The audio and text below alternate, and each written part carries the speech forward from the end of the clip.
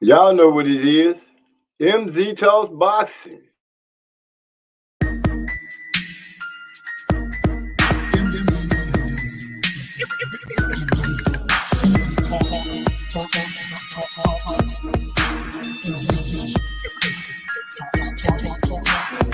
Let me make this abundantly clear. We talk about boxing here.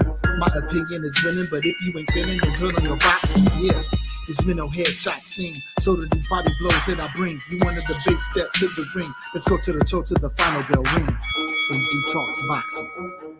Yeah.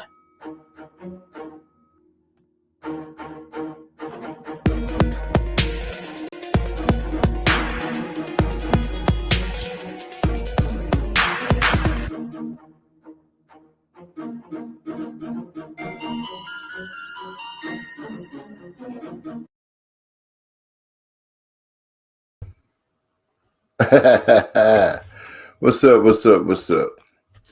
Oh, welcome back to another episode. I'm your host, MZ. I messed it all up, didn't I? All right, let me go ahead and get it together. What's good, my people? We're going to sit back and wait for everybody to fall in like we usually do. Sit back and keep things going. Gil Cole's in the house. What's going on, my brother? He said, so we're going to 154, huh? Pass me the tartar sauce. Well, if you don't stop, if anything, you better try to go find you some alligator or something like that. Because you know ain't no fishing going on with the flute player. Stop it. Let's not even. But we can we can play like it's for real, which we know it ain't.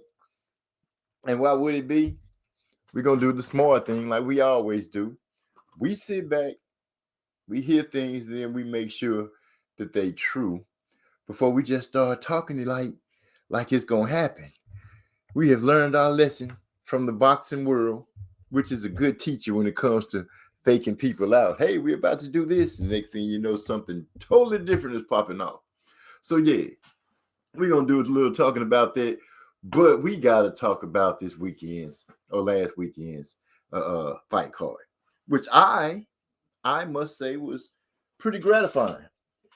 Feelings hurt on the Speedy Rashidi situation. But yeah, we can get into that a little more too. I would have to say they saying the two knockdowns, because it was a majority decision, was pretty much set up where that man was gonna lose anyway. But I'm gonna wait for everybody to fall in and we can dig deeper into that. I want to see how you guys feel about Boots' performance and how he did.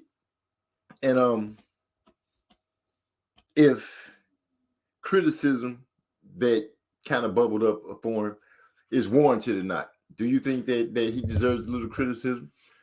I believe all fighters can take a little criticism when it comes down to them fighting and the body of work they do at the time, you know, like it is. Show me what you have done for me lately. Joseph Brown in the house.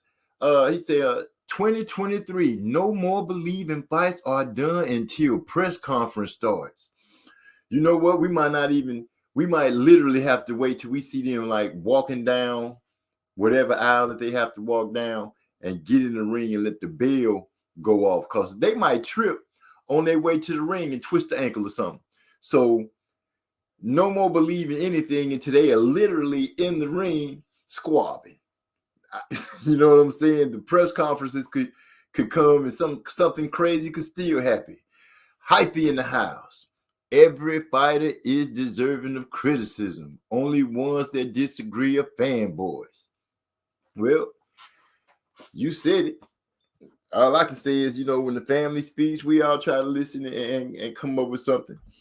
So what was it? Speedy Rashidi Ellis, we got to break down how I felt like the man was winning the fight. I think he was boxing quite well, at least up to 7, where he kind of started slowing down. And then, you know, he could have, you know, how do you let somebody catch up to you all the way up in the 12th round? Lala D said it best. He should have got on his bicycle, anything except, you know, steady trying. If you felt, well, even if he had stopped engaging, they probably, you know, the cards, we don't know what the cards are. So we in a point now, you really can't leave it in the judge's hands. You really can't. So yeah, we're gonna have to break it down like this. Salute Trey X. Trey X in the house. He say salute, salute.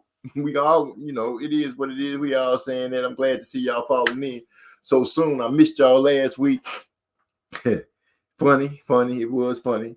I literally sat down at my computer desk in front of the computer, had everything set up, ready to go. All I had to do was press the button, and I fell asleep. And when I woke up, it was 3:30 in the morning. I was like, man, I missed the show. Nobody called like, people usually call during the show and ring my phone. Nobody called. At least I didn't hear the phone ringing. If they did, shame on me. Cole said Boots did a good job, did good. He went 12 rounds with no problems. And I wanted to touch on that about Boots because I felt like so many people have been, well, not so many people. I know I had said that I would like to see him go further than 6 rounds. I would like to see him make it all the way to the end of a fight, in which he did. His gas tank looked pretty well. Some people are criticizing him, saying that they pretty much criticizing him pretty big, talking about what Spence and Crawford would have did to this dude or what they wouldn't have did to this dude. We don't know because they didn't fight that dude. Boots did. And I remember when I think it was it Jamal? I think it was Jamal that we had watched have a fight, and he was kind of getting a little criticism. And we have to remember that they fighting against another combatant, and that combatant just ain't coming in the ring to stand there like a punching bag. Well, some of them might do that, but all of them don't. And if you ask me, the man was in the ring, and maybe he took a couple of shots and realized that he wasn't gonna beat Boots. But what he was trying to do is make sure he didn't get knocked out. It's a difference of fighting to win and fighting not to get knocked out. Perfect example. Mikey Garcia against Earl Spence. Mikey Garcia, at some point in that fight, I think he realized he wasn't going to beat Earl, and he started fighting to not be knocked out. He was real defensively minded, trying to, he was there, but he was really more of protecting himself. So I think Boots did quite well. Could have did a little better at cutting off the ring, I think, instead of following the guy.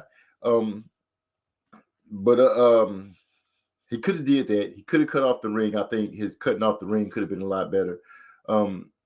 He was calm, but I think the way it looked, he was trying to make sure that he would be still look impressive as he went through the fight.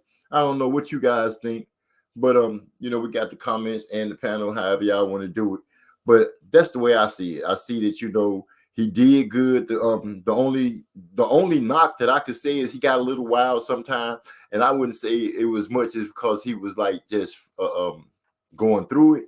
I think like I said, he was trying to make sure he looked good, did a good job, and playing basketball, I remember getting in a game and kind of getting hung up on trying to catch the ball off the rim and dunk back on the old boy's head. And I was concentrating so much on that because I wanted to get a good looking shot of something good in the game. I just wanted that certain thing. And I kind of got one track minded, which I still had a good game. Could have been way better if I hadn't been one track minded. So I'm going to leave it at that.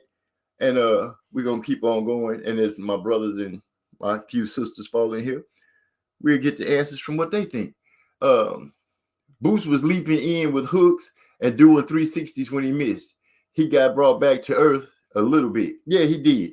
It's not like, people would look at him and say, oh, he going to walk through everybody, because that changed it a little bit. And it's satisfying that he did go the full 12 rounds because we hadn't seen it yet. And we wanted to see what his gas tank was like. But that swinging and leaping in, like you said, chasing the guy around the ring. No, not chasing, following the guy around the ring, opposed to cutting the ring off on the guy, calls for a little longer night, calls for a full night, actually. And he got a chance to see some things that he needs to work on. His trainers, I think they got a good snapshot of what they need to work on and how they need to work on it. I think it may have caused for some people to say, okay, the way we looked at it at first, thinking that he would walk through Terrence or Earl, maybe that's changed a little bit for some people. I'm pretty sure if it didn't, then I don't know what exactly they might have been looking at. But I think he needs a little more seasoning before you can just claim him as the new king of 147. That's as simple as I can put it. I won't try to go too much deeper on that. Hyphy speaking to Trey X, Joseph Brown said, looking like Boots' next opponent, old boy Rashidi lost 2. Could have been Boots versus Rashidi Ellis next, but Ellis messed it up. Yeah, I guess we can say Ellis messed it up, or did his opponent mess it up? That's one of the things some people feel. So, I haven't heard the word robbery yet, but there is a lot of question marks of, did this guy really lose this fight?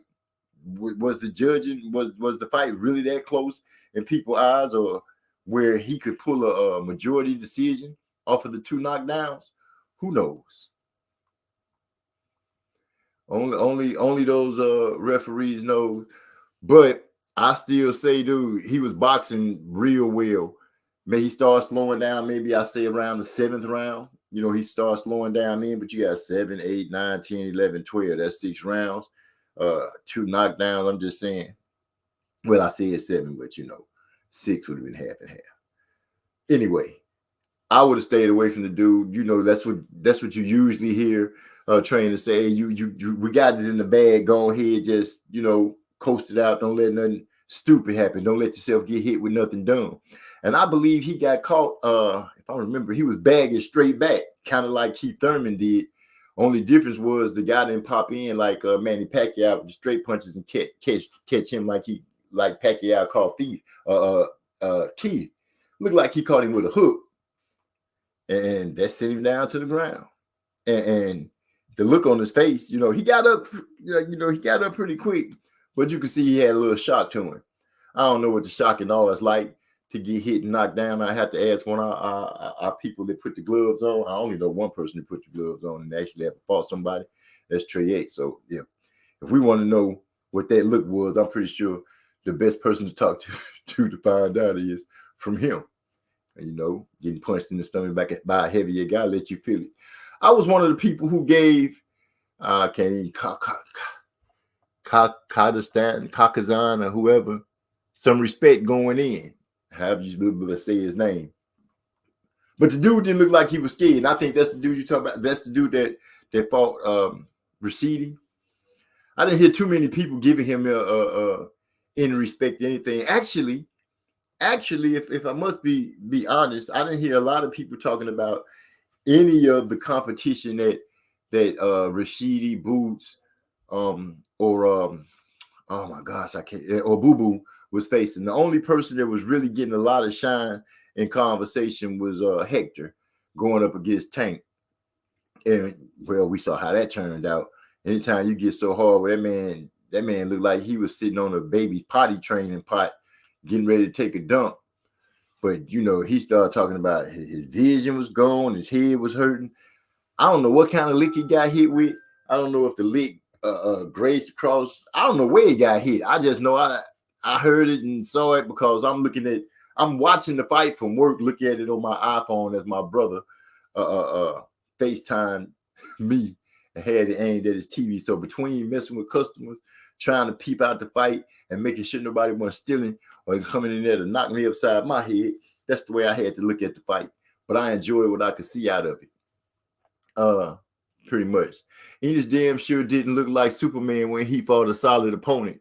Exactly. I agree with you on that 100%, Trey X. He didn't look like he didn't just go out there and blow through the guy like everybody pretty much, I believe a lot of people was expecting. I'm glad, once again, like I said, I'm happy to see that he did get a chance to go to full rounds.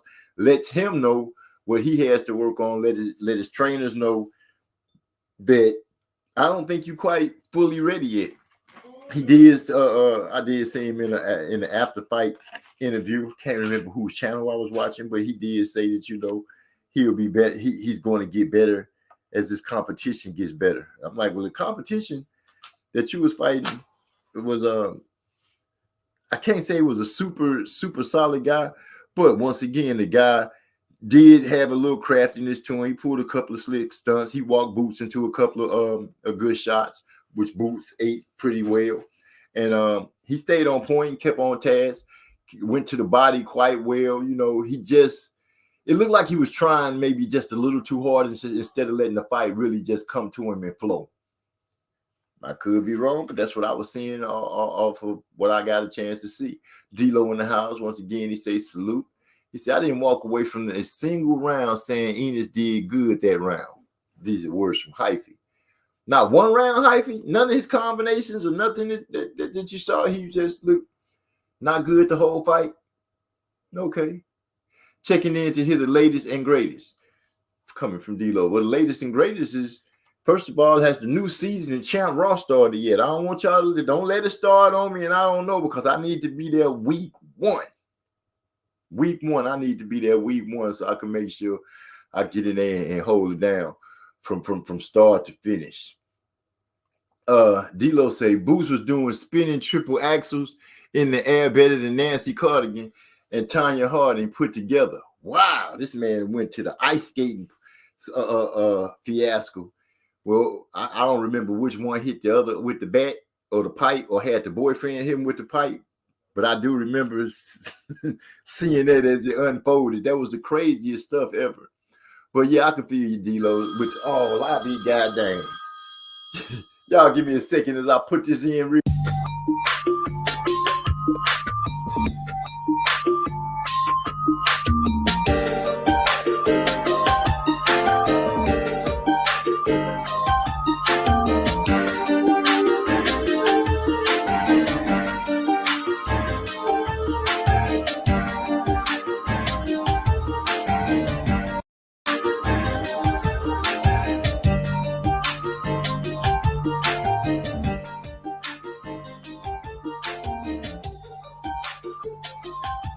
Dang, why people just always see. Now, when I was sleeping and couldn't wake up last week, and I was missing the show, nobody called and woke me up. Now I'm in the show. It's like some kind of I don't know. God, blew my whole thought. Cancer. Okay, it was Hyphy said it was never going to be Ennis versus Rashidi next, anyways. Jerron isn't all the way on the right side of the street. Not only that, you know, we just heard them sitting there woofing at each other, which was good in the press conference, the little back and forth jaw jacking they was doing. You know, we already, you know, like that. That's, you know, that gets your blood bubbling or whatever, get your juices going. You know, it was all good batching for the fights. But we know that they weren't sitting at that table negotiating anything. I don't see how anybody could have walked away thinking that if they both won, that would have been the next fight. I don't see anything that was even remotely pointing in that direction. They did mention that they had tried to set it up before. I think Rashid said something about the money wasn't right or something like that, which that's all we had off of that. You know, they had some good conversations, some good banter going back and forth, and then it was what it was. Nothing. Rashid Ellis went out there and got knocked down a couple of times and lost the fight. And it was written all over his face that we didn't have to say a word. You know, people the talking gonna do. It's a lot of talk that's gonna be spoke. You know, dang dude, how you go out there and lose that fight? You know how fans can be. They can be real hard. But you know, I'm pretty sure we'll see that man back again and doing his thing and making it happen. And I'm pretty sure fans will still watch if you're a fan of boxing. My boy D-Lo said I had Rashidi up 8-0. 7-1 at worst going into 9. And then the fiasco happened. The 2 knockdowns. Was it 2 or 3? Because I know I saw 1. I heard somebody say 2 because, like I said, looking at the phone, dealing with these people coming in and out the store. And we had a fight at the store ourselves that was pretty noteworthy. I'll tell y'all about it later on after we talk about the pros and everything that they had going on. But this man got the boo-boo whooped out of him, I tell you. My boy Trey said, I'm going to attempt to get on the panel when I get back from the store. Hey, do your thing, man. Bring back some, just bring back something. I don't know, some snacks, any kind of snacks. Kakistan. Joseph Brown. Is he laughing at me? I know this man because I know I'm probably saying something wrong. Hey, but I'm pretty good tonight. I'm telling you, I'm gonna be saying, is that what I said? Did I say that? Did I mess that man name up there, man? I know I didn't say that. Yeah, I think Joseph just poking at me right now. Say, I definitely didn't do my homework on the Boots opponent, but I promise there was no great revelation to me. I've been saying Boots needs some more seasoning and variety in his opposition before fighting the top. I have to agree with the voice of reason on that point and situation fully, because you're right. You know, all these 6-round knockouts, all these 6-round stoppages, we were really not getting the chance to see what this man really has. And once he ended up with somebody, once I said, I'm going to say it again boldly, I believe the young man was fighting not to get knocked out. He was fighting to make sure that he finished the fight. He didn't look like he was really fighting that hard to win the fight. I'm talking about Boots' opponent. But if I'm wrong, somebody please put it in the chat and let me know I'm wrong. But like I said, you know, these are professional fighters, and some of these guys are seasoned well enough. Hey, I might not win this fight, but I'm not gonna let you knock me out, and I'm not gonna let you put me down. You know, that's all I can say about that. And when Boots touched the canvas, because I remember, I'm not tripping, was his a trip or was it a true knockdown? Because I don't remember seeing the count or anything like that for it. So y'all let me know. But yeah, Boots does need some more seasoning. I hope he does get it. I hope they step his opposition up a little more so he can get that seasoning. Because, you know, just being in the ring with a punching bag or somebody that's strictly trying not to be knocked out, you can only learn so much from that. You got to have somebody coming back at you with some opposition and trying to win. But I'm pretty sure that they'll start getting that pulled together real soon. I noticed the situation. Was it Hyphy? I saw up here later about Boots being on the wrong side of the street or the right side of the street. Hyphy. He's not all the way on the right side of the street, but he is working with Showtime, and the guy that he got with him seemed to be moving him pretty good. But we'll see as time goes. That's all we can do is see as time goes. Joseph Brown, that happened in sparring, and that's dangerous for a fighter when they say they can't see. I believe him. Oh, you're talking about Hector Garcia. I didn't say I didn't believe him. Don't get me wrong. If a fighter said it, you know, he giving credit to another fighter when he said that he punched him and his vision went and he didn't know where he was because he asked his corner what happened. You know, all that right there is believable. And you know, I didn't laugh at the guy not one bit because I was pretty, I was, you know, like, dang, how did he not fall down? But he stayed on his feet and he tried to go out on his shield. At least he kept fighting to make it to the corner from that round. And he ended up going to the wrong corner for a hot second. They had to turn him around. Went over there, let his people look at him, and they made a good move by saying, okay, that's enough. They didn't let their fighter get damaged any more than what he did. He get to live to see another day, go back down to 130 or 130 and protect his belt. You know, no shame in that. You know, nobody giving the same props they gave Canelo when Canelo went up and came back down. You know, he chased greatness. I guess you could say that. Just like what's a good thing? Like a weevil popping up in some flour. You know, right after the fight, what we got? Ryan Garcia popping off, talking about how Tank gonna be taken out and all this and all that crap. Opportune moment for Ryan Garcia to jump up and rear his ugly head. Always trying to steal some shine after one of those guys get a win in. Always got something to say and ain't just talking loud saying nothing. Moody. Excuse me. Woo.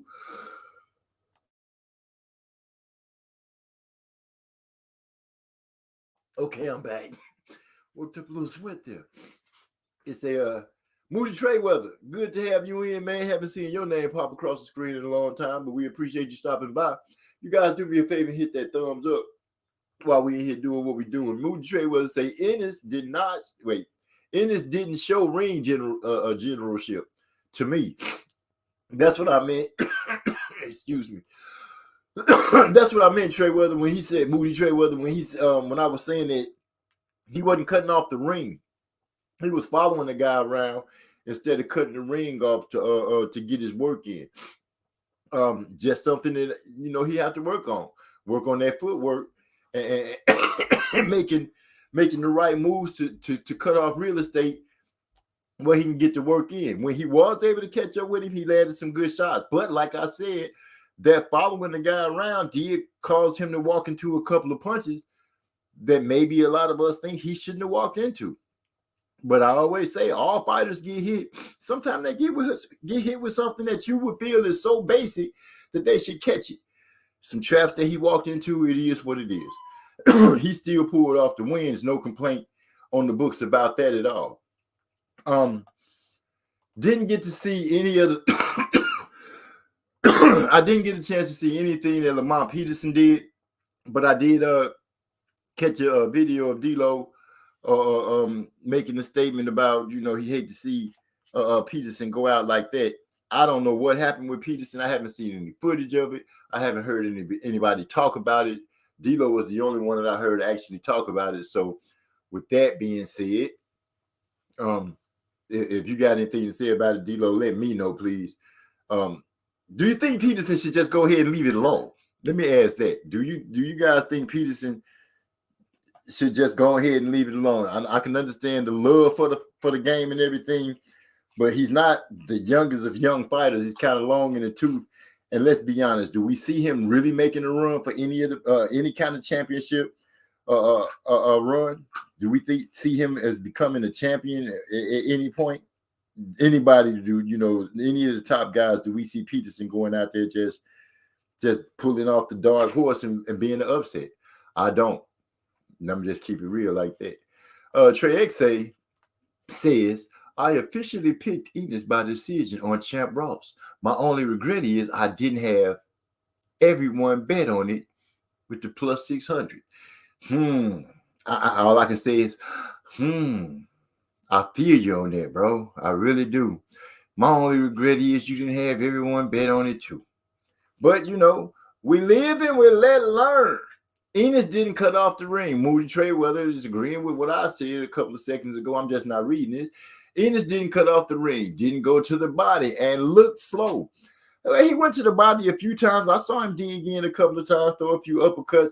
I'm thinking the slow might have been because he was trying to load up on maybe one or too many of his shots in a row, just shooting power. Like I said, you get athletes in their game, they get in the zone, and they have it in their mind. They want to look so good, they want to be so impressive and do this, that it ends up making them look not as good, not as seasoned, not as well oiled as you would think. And I'm thinking Boots might have gotten to his own head like that, trying to put that man down.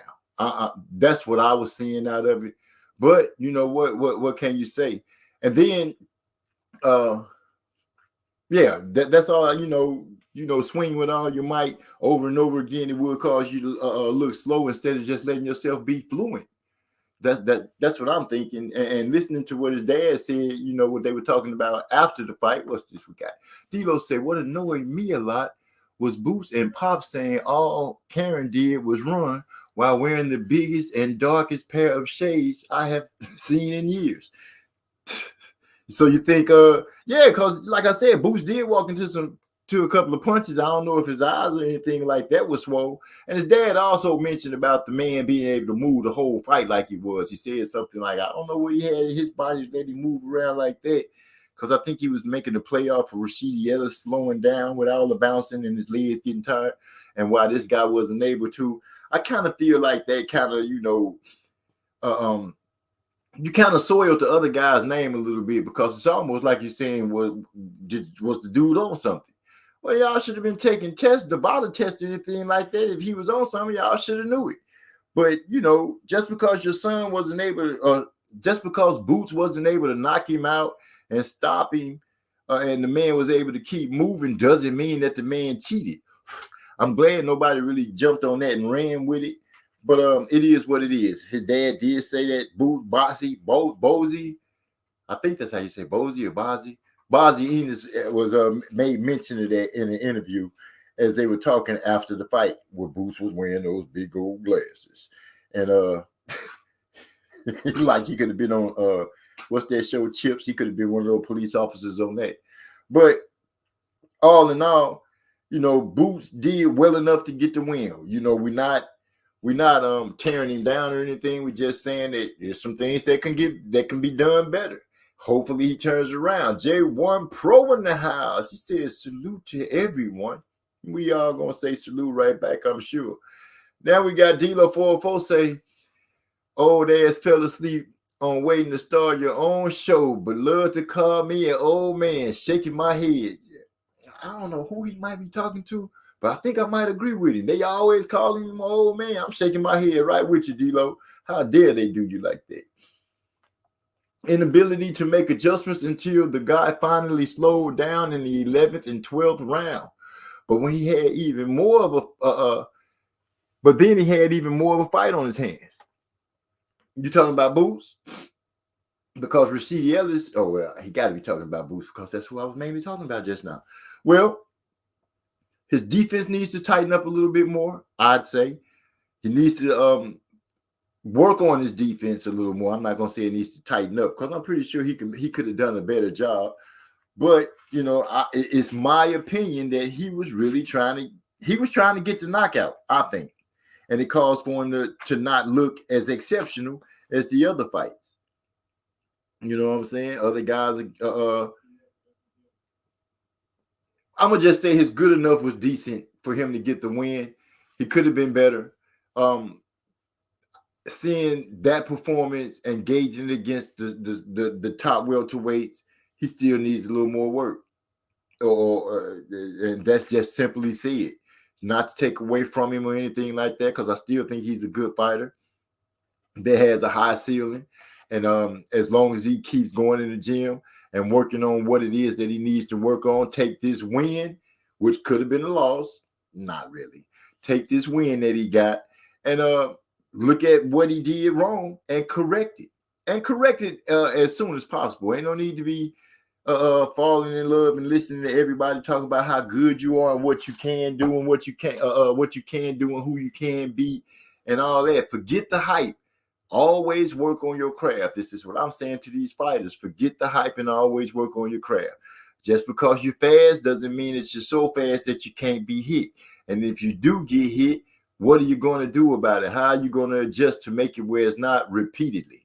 These are the things that needed to be asked to Boots, even though he got a win. And Rashidi, did he just have a mental collapse, to let himself get caught and dropped? Don't know. Didn't get a chance to really listen to him give his take on his loss in the fight. But I will go and look for some more of that. I won't bring it back up. I'm sure next week we'll be talking about something totally different because I'm pretty sure there's a big wave of Errol Spence fighting in April and he's going to be fighting Keith Thurman and they're going to be at 154. And we ain't heard neither one of them say that. Not Steven Espinoza, not Errol Spence, not Keith Thurman, nobody. But I will say to Gil Coles that go ahead and get yourself some Gator or something like that because ain't no way the flute player can beat my boy. I'm just going to throw that out there and keep it moving just because. Joseph Brown say, bang, that like button so we can keep things going. We're going to keep it going anyway, whether haters press the button or not press the button. We be enjoying. I be forgetting to say a lot of that stuff anyway. I just like coming on here, having a conversation and keeping it moving. It is what it is. The Karen guy, look, to me, he didn't know how to throw a punch. He looked like he trained with MMA fighters. Wow, dang, Moody. He didn't look like he could throw not one punch to you, nothing at all.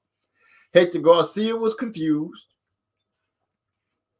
Somebody else had mentioned that about that dude, Karen, not really fighting and being MMA. I don't know who I heard it from, but it was on the channel. I did hear something like that. So, maybe he did look that way. I just felt like that he wasn't trying to get slept. Hector Garcia was confused. I got Gugliata versus Tyson vibes. That's right. Hector dared to be great. See, I knew I was going to get something right a little bit. That's Moody Trey. Throw Moody Treyweather.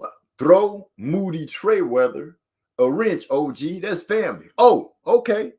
That's all I needed somebody to do. Y'all, you know how it is. We vouch for each other and make it happen. I'm gonna go and make it happen right now. As I'm sitting here chatting with you got idiots who came. Wait, you got idiots who came fighter safety but can't recognize that what happened to Hector Garcia. Claim, okay, not came. Claim fighter safety. Okay, I can be it. I'm on the correction mode. I got that one right. Hector Garcia happened in sparring and fights. Fights it happened to Matisse when he fought Victor Postal. Where he got punched the hard way he couldn't see. What's up? X in the house, my brother. What's going on? What's going on? Salute. Mic check, how it sound? I hear you. You know, it sounds like you kind of back a little bit. Let me see if I can't turn you up in here. Do you think? Yeah, I've been having so much trouble with this audio shit, man. That shit getting frustrating as a motherfucker. I can feel that. I can feel that.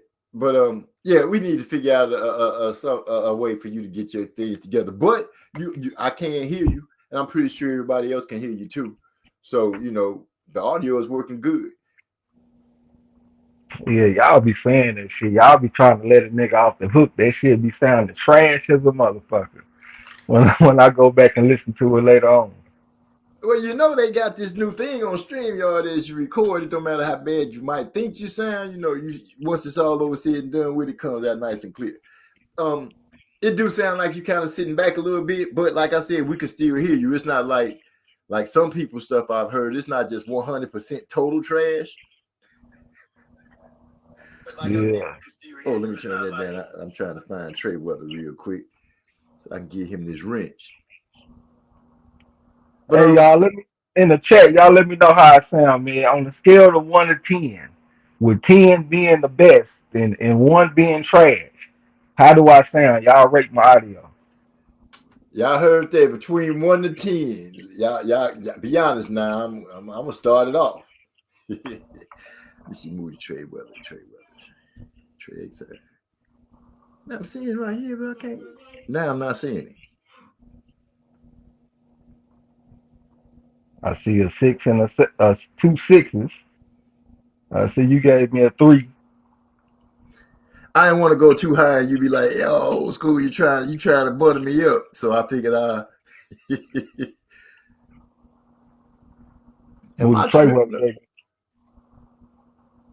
He gave me a 4. All right, I'm gonna try something else, man. I'm gonna come back. Okay, I'm gonna be here. I don't plan on going nowhere. If I could just find Moody Treyweather's name, so I can go ahead and hook him up. Oh, there it is, right there. I'm tripping. Moody Treyweather gave you a 7.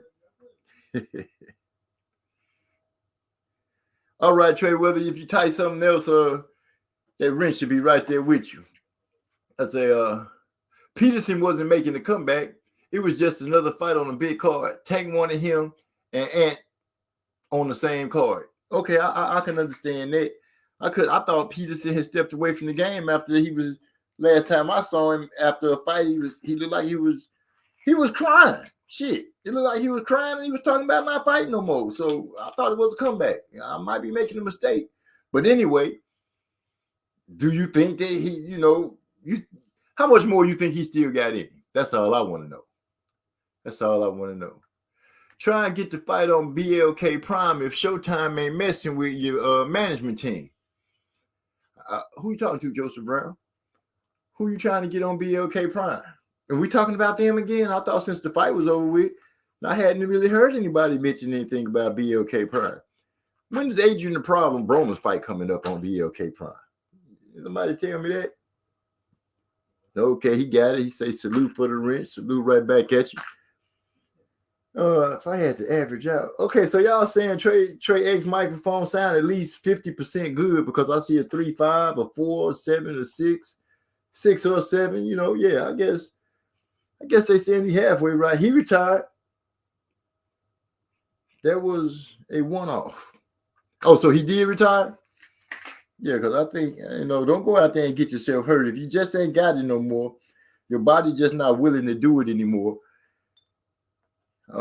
Be smart enough to realize that going out there getting knocked upside the head just ain't the thing. Everybody say, I want my daddy's records.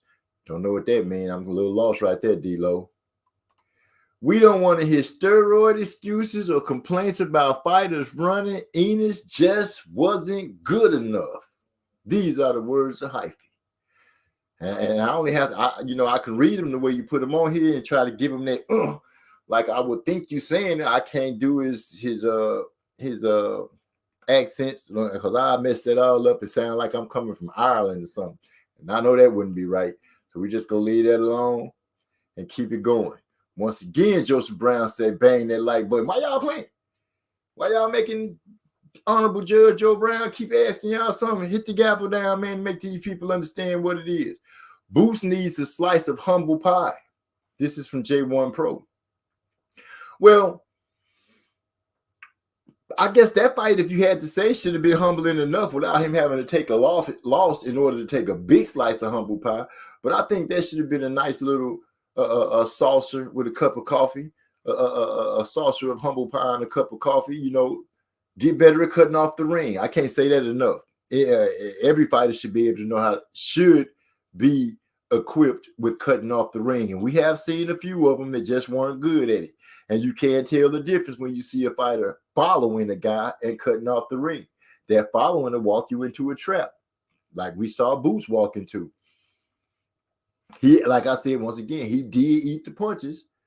Oh, shoot, he did eat the punches, but that's what it is. Am I tripping? Is D-Lo saying I'm loud? I'm loud? Let me see if that's my mic tripping. Is my mic tripping? Am I in here too loud, just blowing up the place like that?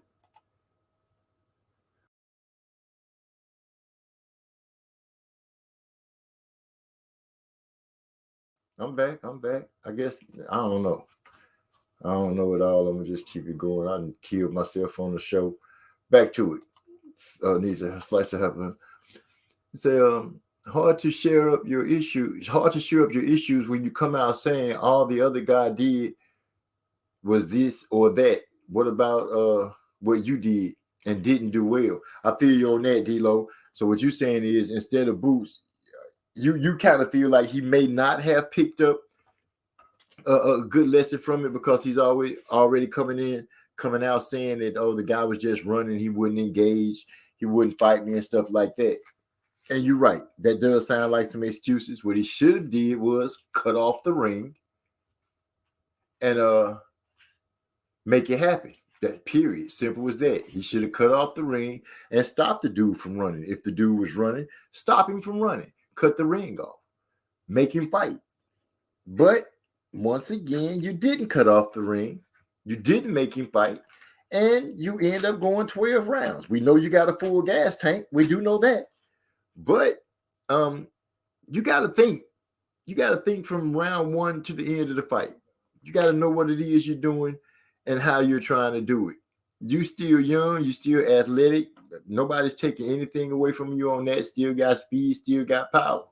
And none of that did you any good that night as far as knocking the guy out or hemming him up against the ropes or getting him stuck in the corner so you can put in your best work. So go work on that and make it happen. D-Lo was saying you loud as far as he can hear you. Loud but not sharp. And then we got the 3 to 6 or 7, 6, 7. Dang, I'm way behind on the chat. How did that happen? Salute for the wrench. He retired. Okay, cool. Napoleon Armstrong in the house. He's saying salute everybody. And that's good. AB about big as me. Not sure he gonna make weight.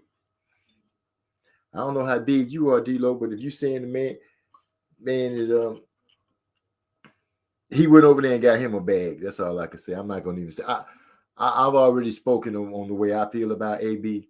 I really feel it. I don't think the man is just 100% dedicated to fighting anymore. I think it's mostly about him getting some money. I've already said I don't want to see that man get in the ring and get hurt because he's chasing the bag. I'm not gonna get into I'm not gonna go into breaking down his feelings about PBC and what he's been saying, anything like that, because I really don't care. I really don't, because he like a disgruntled ex-employee. He got a lot to say bad about the company that he used to work with, but it is what it is, and he does what he does, and we're gonna keep it rolling. Talking about Peterson, is the okay? I feel you on that. What you're saying, I got you, Napoleon, on it because everybody's speaking to each other. Boots had on them blind mellow jello shades. Sanford and Son referee. Reference. Sanford and Sons reference. Blind mellow jello. For real, I remember Rollo. I'm going through the characters on Sanford and Son. When they I'm going through the characters. I don't remember anybody with those super big old shades on, except the coolest person that I know used to hang out with Lamont was Rollo. And if I figured out, no, you good, MZ. I was talking to Trey X. Oh, see, I'm all confused now. They got me in the crossfire. Right. And his trainer is saying the same thing and more. That's where we had the problem. If Boots is making excuses about what the other fighter did and why he was running, and if his trainer is doing that, then they need somebody to pull their coattail and say, hey, let's look at what Boots didn't do good, opposed to saying how this other guy was running. Because how do you run in a boxing ring? Let's just be honest. If you're using your legs well and you're getting in some punches every once in a while, you might not be getting in enough to say you win in the fight, but you're getting in enough to keep a person from just mauling you the whole fight. What can you say? It is what it is. Get your footwork better. Get your game plan and your mind on track and keep it on track the whole fight. That's all you can do.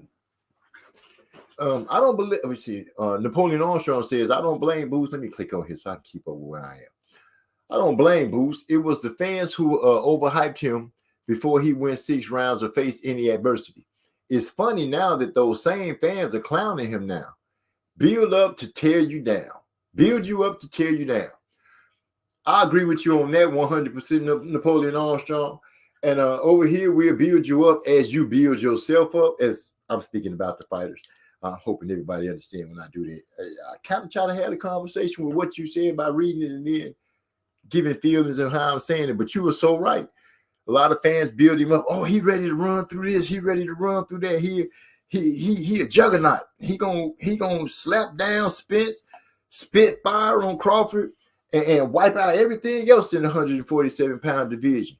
And all of this while never going past 6 rounds. Well, the smart money and the smart boxing fans that I've talked to and that I know, that I'm proud to know, always said the same thing. Not one of the guys said something different. Hyphy, D-Lo, Trey X, Joseph Brown. I can't even think of my brother's name. He's not in here yet, but he usually come. He always have a problem with his profile. But all those guys have always said, especially Trey X, we don't know what he really got because he hasn't gone through 6. He hasn't been past 6 rounds. We don't know what he got. We don't know what his gas tank looked like. We don't know how his power going to carry on. If he's going to be still as fast, is he going to be still as athletic? All these things came into question. Because he went 12 rounds, it did answer some things. But like I said, if you're facing a guy that's fighting not to get knocked out, we don't know the mindset of this guy that he was fighting, but it's clear he wasn't trying to get knocked down or knocked out. So as Boots has to figure out, how do you overcome that?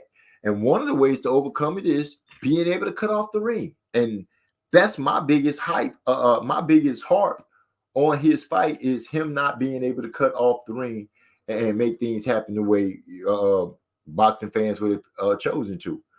It's a chess match out there, and that part of the chess game he wasn't able to do anything with. He could just follow the king around and not really be able to checkmate. Trey X is back in the house. Microphone check. How it sound? Oh my gosh, it sound like you on the phone. I sound real bad. No, you sounded a little better right then. It almost sounded like you came a little closer or something. Yeah, man, shit, they're getting frustrating as a motherfucker. Well, shit, I just want to say a few things, and I'm gonna go ahead and get out the way. First of all, like I tell all you guys, none of y'all be in the way. Panel, chat, can y'all hear him? Because if you talking and we being quiet, we listening, we can hear you. Ain't no thing. Do your thing. Yeah, but if I'm up here sounding fucked up, I'm in the way. Okay, I got you. But what I want to say is, I can't let the boxing fans off the hook when it comes to Boots Ennis fight. Okay. A lot of people did not do their homework on his opponent. I don't know how to pronounce his name. I call him Karen Chikatian. People got this thing in their mind that if they never heard of a fighter, then that fighter must be trash. Didn't nobody take time to go see that the man had 230 amateur fights coming out the Ukrainian boxing program, fought some solid guys as a professional already. I officially picked Boots Ennis by decision on the Channel Ross. I said that shit earlier. You know what I'm saying? That's why I'm Trey X, because I could make them type of picks. Because I took the time to go do my homework. We need to start doing homework on these fighters and shit, man, and not assuming that folks are fighting somebody that's trash because you ain't never heard of them. Not saying you in particular, but I'm just saying boxing fan ain't never heard of the fighter, so he must be fighting somebody that's trash. And that's like you said, man, I kept on saying, let's see what's going to happen when he fights somebody that's fighting back. I'm not going to say that he turned into trash, but he damn sure didn't look like no Superman out there. People don't talk about the punches that Chikatian was landing. People just keep on talking like he was just running and moving and trying not to get knocked out. He was landing punches too. Y'all didn't see them lead left hooks and shit he was landing? Yeah, well, I did say that he walked that boy into some traps.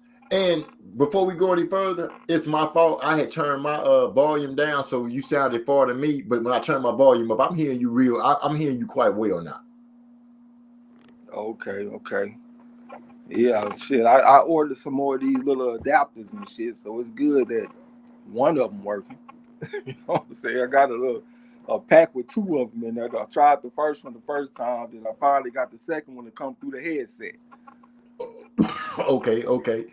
So yeah, I saw the traps that he had walked into a couple of times. I did say he took some good punches and kept it moving. But yeah, go ahead, finish cooking on what you were saying. I pretty much said what I wanted to say. We just need to start doing our homework on these fighters and shit. And if you did your homework, you would see that this was the best opponent that he done fought against. And this, I ain't gonna lie, man, this past weekend changed my perspective on some things. Cause I give a lot of people credit that I probably give them too much credit. It was some people that were saying that Chikatian is not as good of a fighter as Castillo Clayton, and he's not as good of a fighter as Thomas Delorme. I thought that was bullshit. This man got a deeper amateur background than both of them, coming out of Ukraine. How can you say that he's not on their level? That don't even make sense. And I think he went out there and proved that they wrong. You know what I'm saying? Like, I'm probably, hey, man, this season on the Channel Ross done changed some things for me, man, because I'm not going to be listening to a lot of people. What the fuck I need to be listening to them for? And I'm the person that's in position about to have a chance at least to win my second Channel Ross title. I'm not listening to nobody. I'm going with what the fuck I'm thinking. I listened to hypey ass on one fight, and that might have cost me the championship. That damn Samuel Carmona fight when he fought against Julio Cesar Martinez. I ain't listening to nobody else, nigga. I swear to God, I'm done. Hey, I ain't listening to nobody else when it comes to this boxing shit, OG. You made a good point earlier when you say I'm Trey X. Where did you Trey X? That's who you should be listening to. Don't let hype in them throw you the curveballs, man. Stick to your gun, especially if you finna be champ again. I got a chance to be champ. Hell, I might have fucked it off with that damn Carmona pick, but it's all good though. Hey, if I don't win this season, I feel sorry for everybody next season. Because I'm mad and I'm mad and I'm coming to dominate. I don't even want this shit to be close because it shouldn't have been close this season. I was supposed to walk away with this shit. That's why I'm mad at myself. But you know, it's all good though. I feel you. Channel Ross hit me up and he said next season he gonna have a championship belt. So you know I gotta come get that belt. What? Oh, the season I'm coming back? Yeah, the season you coming into. Oh shoot!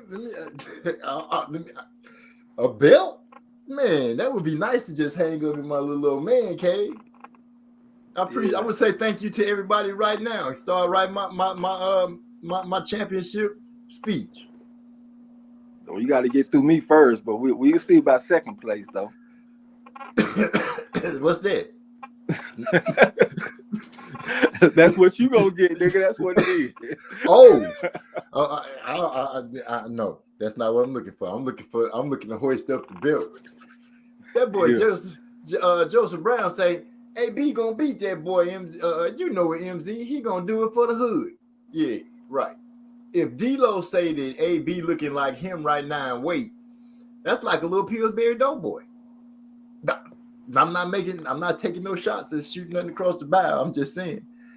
You know, I heard D-Lo say he was a little fluffy himself, so I just took it to, you know, like a marshmallow.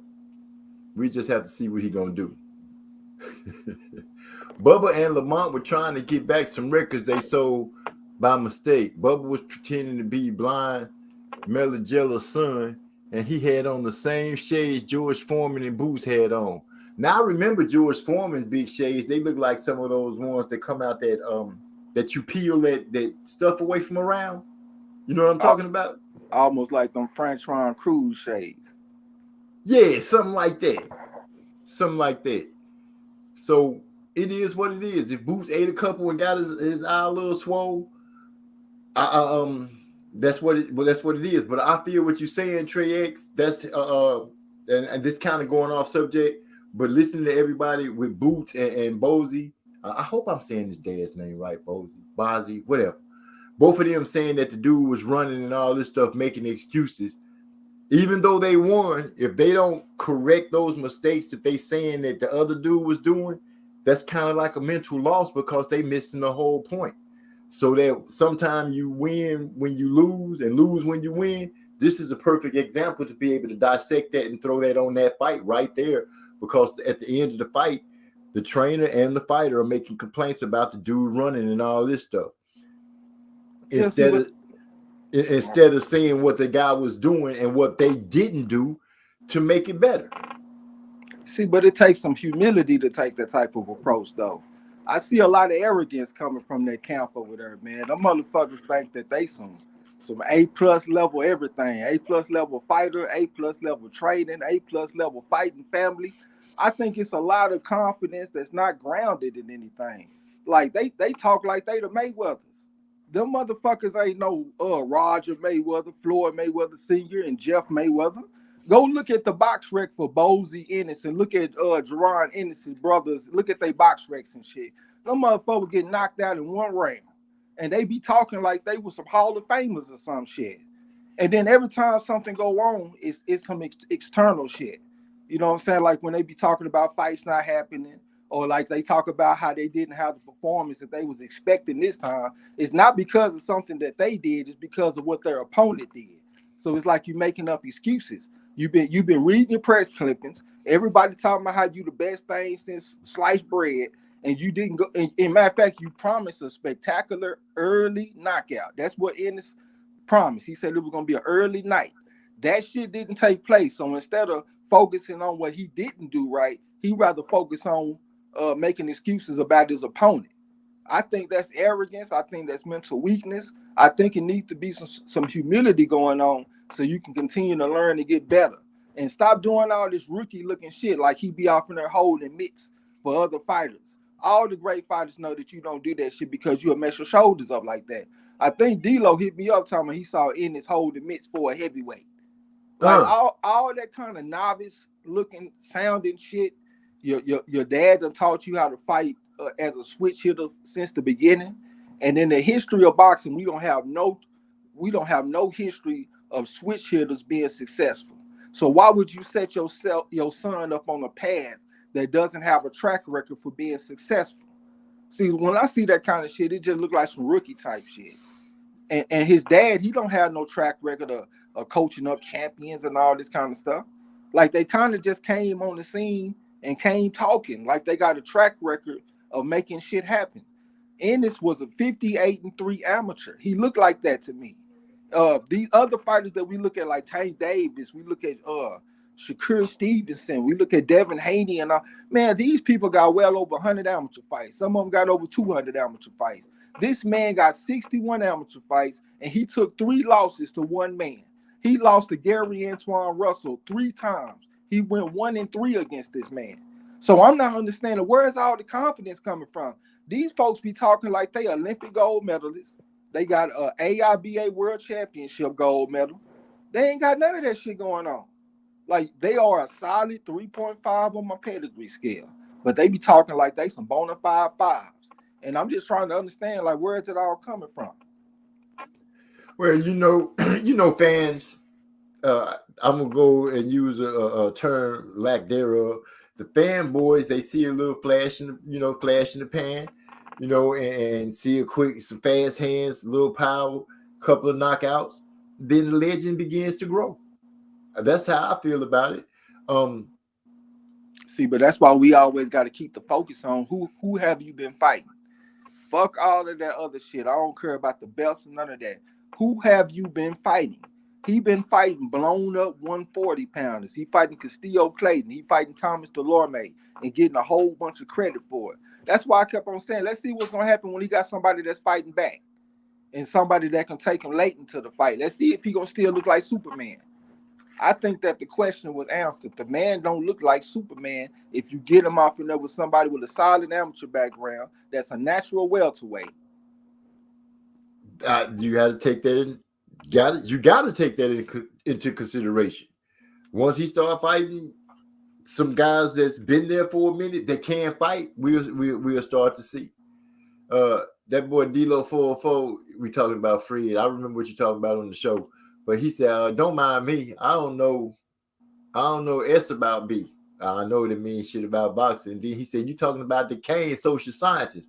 No, yeah, social scientist, but it's somebody else. Who was that who said they got they profile been banned, shadow banned? That's Eric R. Eric R. I couldn't remember his name, and I wrote it in the song. Tripping. Anyway, Moody Trey Brother say, Trey X, you clear. Everybody saying that you clear. J1 Pro said, I thought he was decent going down.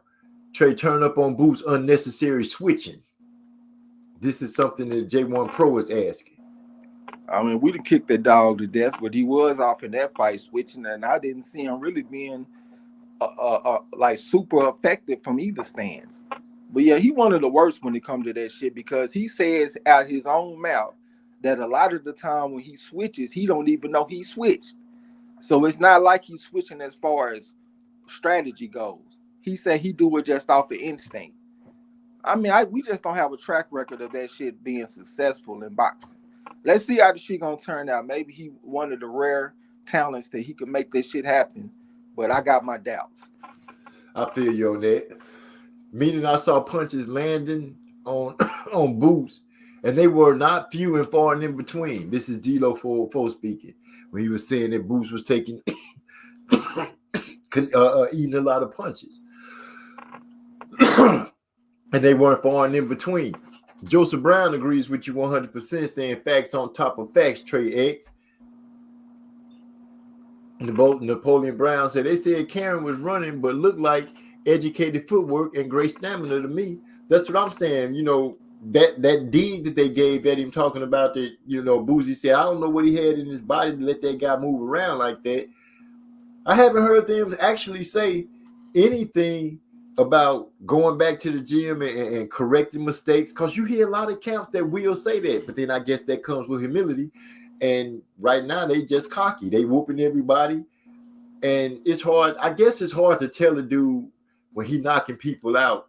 I knocked out such and so and so. You say, well, he was a dude that came up, but he came up and he was this. So I don't know if he's going to wake up and come out of that. It could be young. I don't know what. I can't really say what will make a whole family, especially if they don't have the pedigree like the Mayweathers or other boxing families. I won't just say. I'll say like the Durrells, even though at least they've been champions. You know what I'm saying? Shit, Olympians and all kinds of shit. So we're gonna have to see is Boosie is I say Boosie. Is Mr. Enos' dad the kind of guy that would be smart enough to start breaking down what he and his son are doing and try to make game plans to help his son get better? Or is it going to take somebody whooping their ass first and making them realize that they ain't as good as they might think? I think you're going to take a good old ass whooping because it just seems to be part of their fabric. Like they all talk like that. especially the brother that hold the mitts for him. He real cocky with this shit. So it ain't even just Ennis, it's the people that surround him. That's what got me concerned for him. You know what I'm saying? But hey, we gonna see though. We got D-Lo 404, the voice of reason, sliding on in. What's going on, my brother? What's good? What's going on? Loud and clear. Man, I made a video. I think it was Friday before the fight or Thursday before the fight. And I was talking about how a lot of these guys come out and their camps, they come out, all they want to do is tell us how great they are. But when it comes down to it, we need them to show us that. I don't need to hear that you can beat this one and beat that one and that you're the best thing since sliced bread. Get your butt in the ring and show it, really try to push for these fights and stuff. So, and Boots Ennis and some of the things coming out of that camp and some of the things that fans been telling me and things like that is what pushed me, really kind of made me say, I got to get this off my chest. I'm going to put it on wax. And then for his fight to go the way it went Saturday, it kind of made me feel like I made that video right on time because, that there's a lot of things that went wrong for Boots in that fight. It wasn't just his inability to cut the ring off. A lot of those things everybody done covered here, either in the chat or on the panel, so I ain't gonna rehash that. But there's a lot of people that are in denial, and I think Boots' camp is just as in denial as a lot of these fans.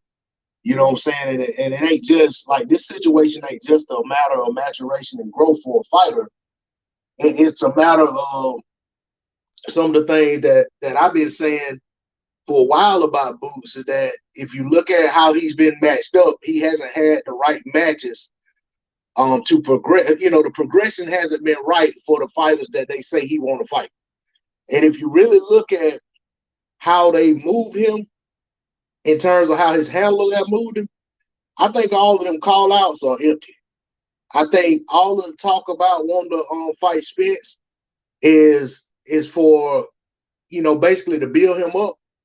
But I feel like they were more than ready to take that interim belt. And even when they took the belt, out one side of their mouth, they was talking about pushing for the Spence fight, but then out the other side of their mouth, they talking about wanting to stand there on this Virgil Ortiz winner. And they start talking about fighting Speedy Rashidi. And then at the same time, they, every once in a while, they'll name drop Crawford.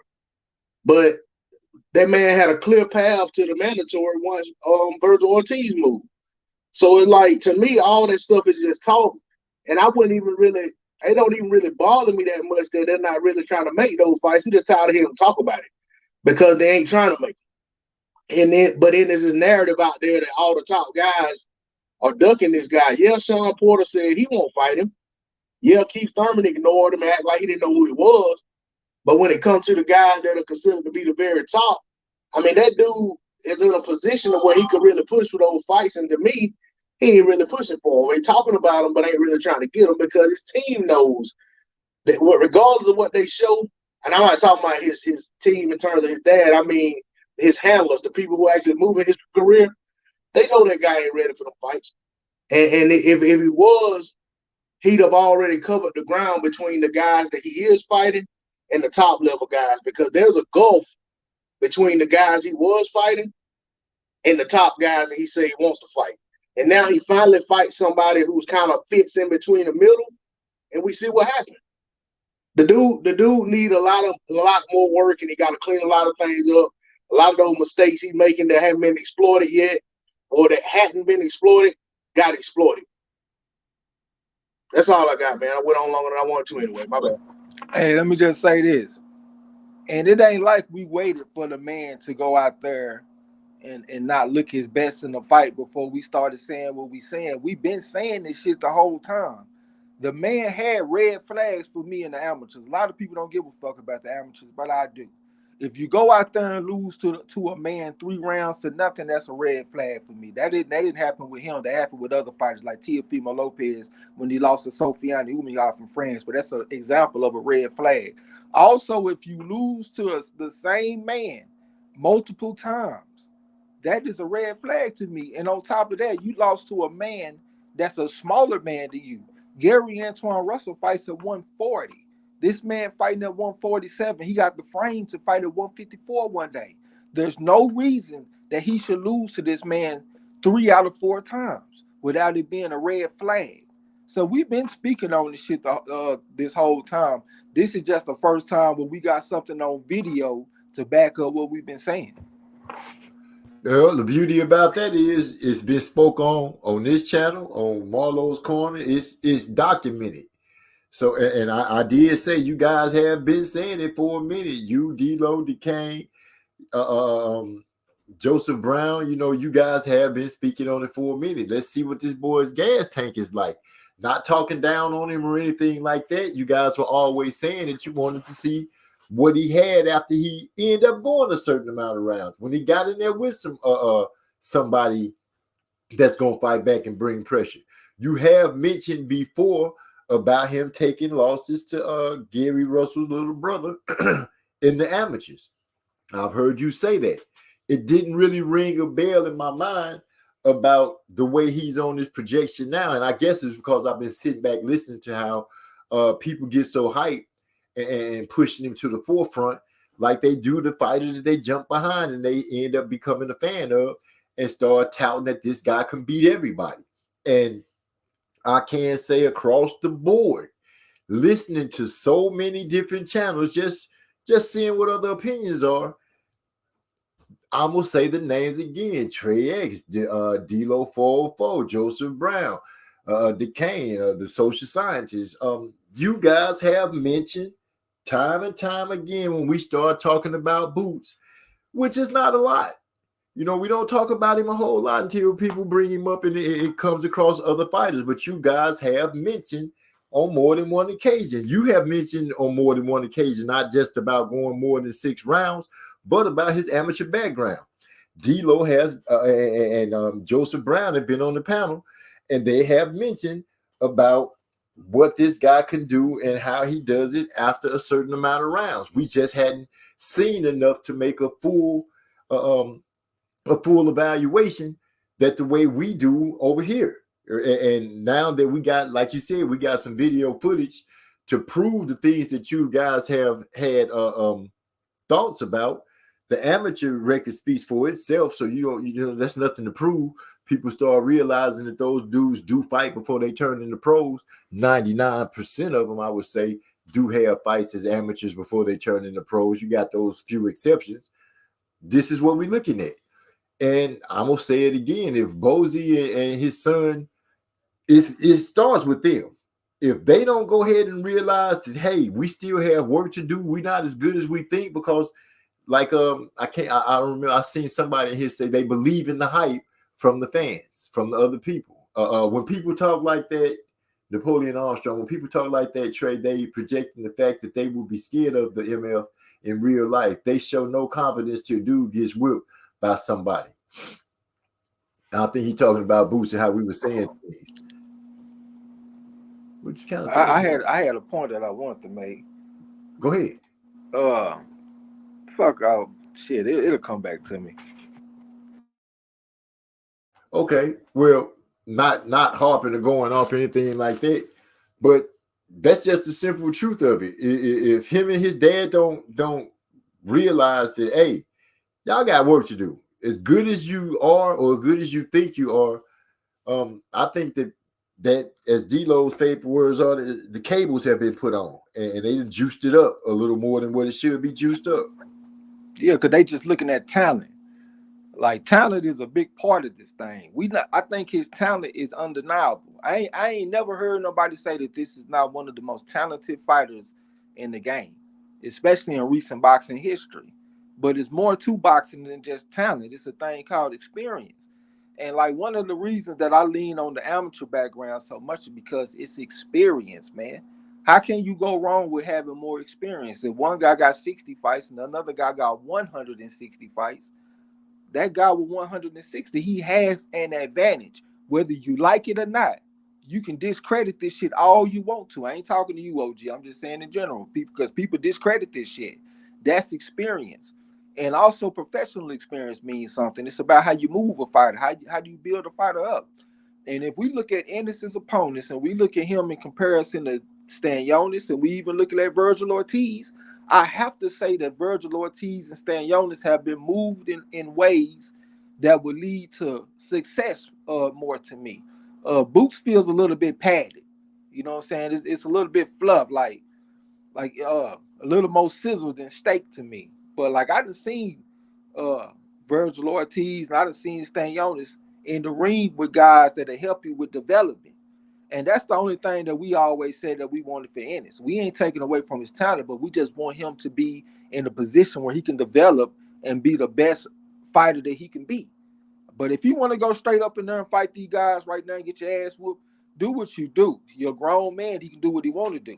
But I don't think they're moving him in a way that's going to facilitate success. It could be a recipe for disaster. You can get a nice, pretty record full of knockdowns and knockouts, and then get in there against what people would say, hey, he should win this fight, and go out there and get beat. I've always wanted more from him. I can't remember it's not Kalnaki. What was the guy's name that he beat real easy? Jeff Lacey. What? No, that Boots fought.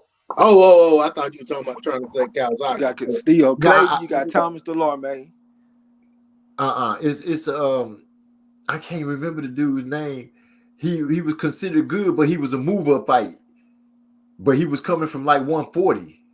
I just told you the two of them. He only fought Lipin. Yeah, there you go. My bad, I forgot about that one. Lipinets, that dude. When he beat Lipinets, and I really, honestly, I didn't feel like that should have been considered the kind of win that people really pumped up on him, because it's for me, that's really when the fan train really started pushing real hard for him and start screaming Spence and Crawford. That's when they really started screaming that to me. And I can't say that I considered that a real good win for him, because I felt like the dude was undersized and everything, and didn't have the get up and go about himself like he used to have when he was coming up. I just felt like he started building his name started really building off a fight that really, to me, didn't warrant the love that he got. Hey, Trey.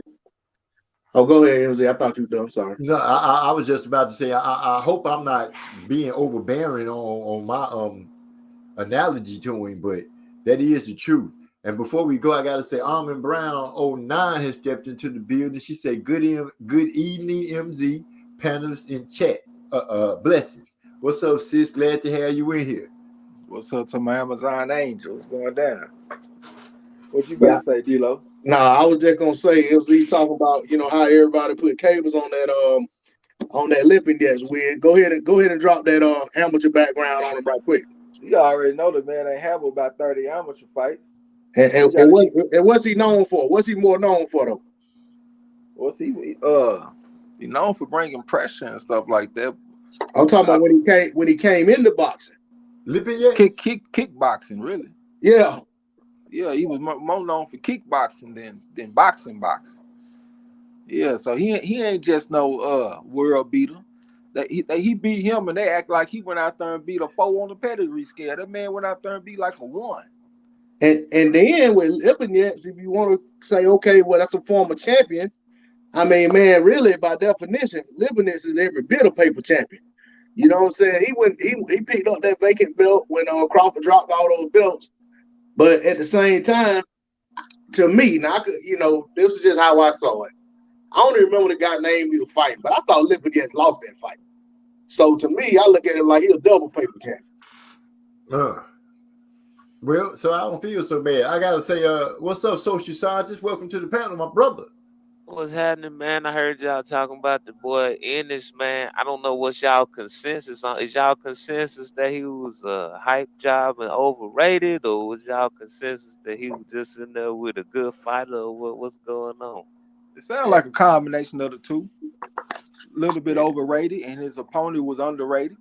Hell, the only two people that I heard give Chikazi some credit was you and me. Right. I ain't heard nobody else give the man no credit. So I think he was grossly underestimated, And I think, like my man D-Lo said, people were putting cables on Ennis. Yeah. You know what I'm saying? We got to think about the amateur background and all that shit. It all plays a part. See, what I saw with that fight was leading up to it. I was watching them interviews with Jaron Ennis, right? And he kept saying, I've been watching Mike Tyson footage, you know, y'all finna see something different, you know. I've been watching. They asked him what he was paying attention to about Mike Tyson. He was like, oh, you know, moving your head coming in and, you know, tripling, doubling up with the same hand and stuff. Y'all finna see an exciting knockout. So he went out there trying to fight. You know, he a taller man, and he go out there trying to fight this small, slick dude like he Mike Tyson or something. And I saw him doing that in the fight, trying to move in with his hands up and shit, and Chukazi and just using lateral movement on him. And so he go out there looking stupid, trying to make a statement on the big stage on the pay-per-view. So I think that also had a lot to do with it, you know. Aside from the fact that Chukazi was a grossly underrated opponent that people didn't know shit about and thought he wasn't nobody because they didn't know who he was. But yeah, I thought him going in there trying to fight like Mike Tyson really fucked him up. And that's a bad sign. That's a sign of a lack of an identity. If you look at his body type and you look at Mike Tyson's body type, they are totally different. This man is built like a Sugar Ray Robinson type of guy. Why are you trying to implement a style that's made for a short and compact fighter like a Mike Tyson or a Floyd Patterson or some shit like that? You're not even built like that. And on top of that, you're the type of guy that want to get in there and do a bunch of switching and do all of this bullshit without even knowing that you're doing it half the time.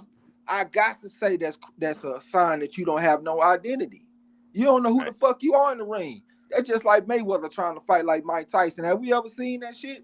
Have we ever seen fighters that have a identity in the ring try to fight like somebody that got a totally different body type? That makes zero sense. Right. And also on what you were talking about, D-Lo, with Lipinets, we can't forget that when he was at his best is when he had Buddy McGirt. When he lost Buddy McGirt, his skills eroded immensely. And that's the version that Boots beat. Right.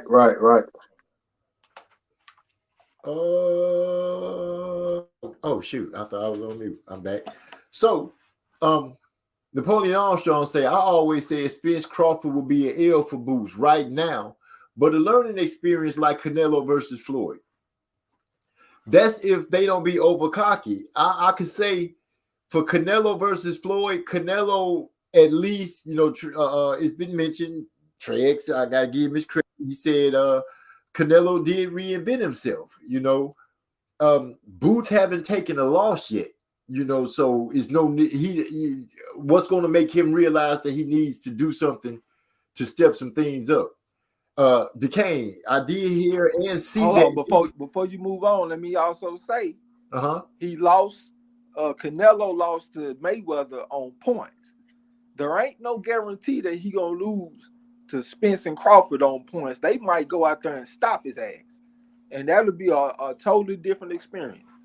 I was just about to say the same thing. I was gonna say that might be more like Charlo versus Lubin than it would be like could be. I ain't gonna say would, but could be more like Charlo versus Lubin than Floyd versus Canelo. True. I guess I was just naturally giving it to him the loss on points, but you do make a big bell ring with that. They you know, who's to say they wouldn't stop him? Because we do know that Spence will bring pressure. We do know Crawford does. Well, Crawford hasn't really been used in the ring like that. He's pretty much been standing there and make it happen kind of guy, using not that much footwork, but just enough to make it happen. So here's the thing. Crawford used a whole lot of footwork in that last fight with Avanesian. He was kind of fighting like Chukazi was fighting in this fight. So I mean, I think Crawford would give Boots some major problems. I don't know about Spence because Spence don't fight like that.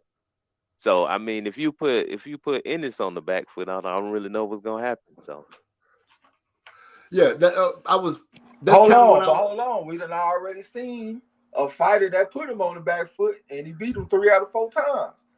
That's why I Oh, go you back talking and about look an because amateur? you goddamn right. I know people want to discredit it, but he already fought a fighter that stayed in his chest and he beat Boots Ennis 3 out of 4 times. And that's a fact. Okay. You can't Yeah, and he change was a that. southpaw too, wasn't Yeah, he a Exactly. southpaw. An He is a aggressive southpaw. southpaw. Exactly. he? Yeah. We got Hyphy to join the panel. What's going on, Hyphy? I don't want you to think we're not giving love to the brother. What's happening, my brother? All right, big up. Y'all just said most of the stuff that I would say about Jerron. So I like to add, it's just pretty arrogant that you hear him and his team, like the first thing that they say, oh, what all he did was run. You know, that's pretty arrogant for them to say. But that's been what we got out of them for this whole camp. Like Trey said, my man was literally holding the pads for a bigger fighter leading up to the fight.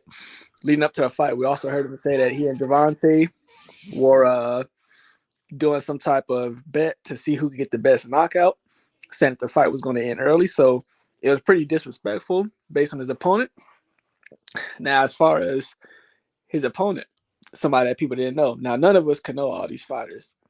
That's why we got to go do our research. But most of these people that spoke on Shukazian didn't even attempt to do their research.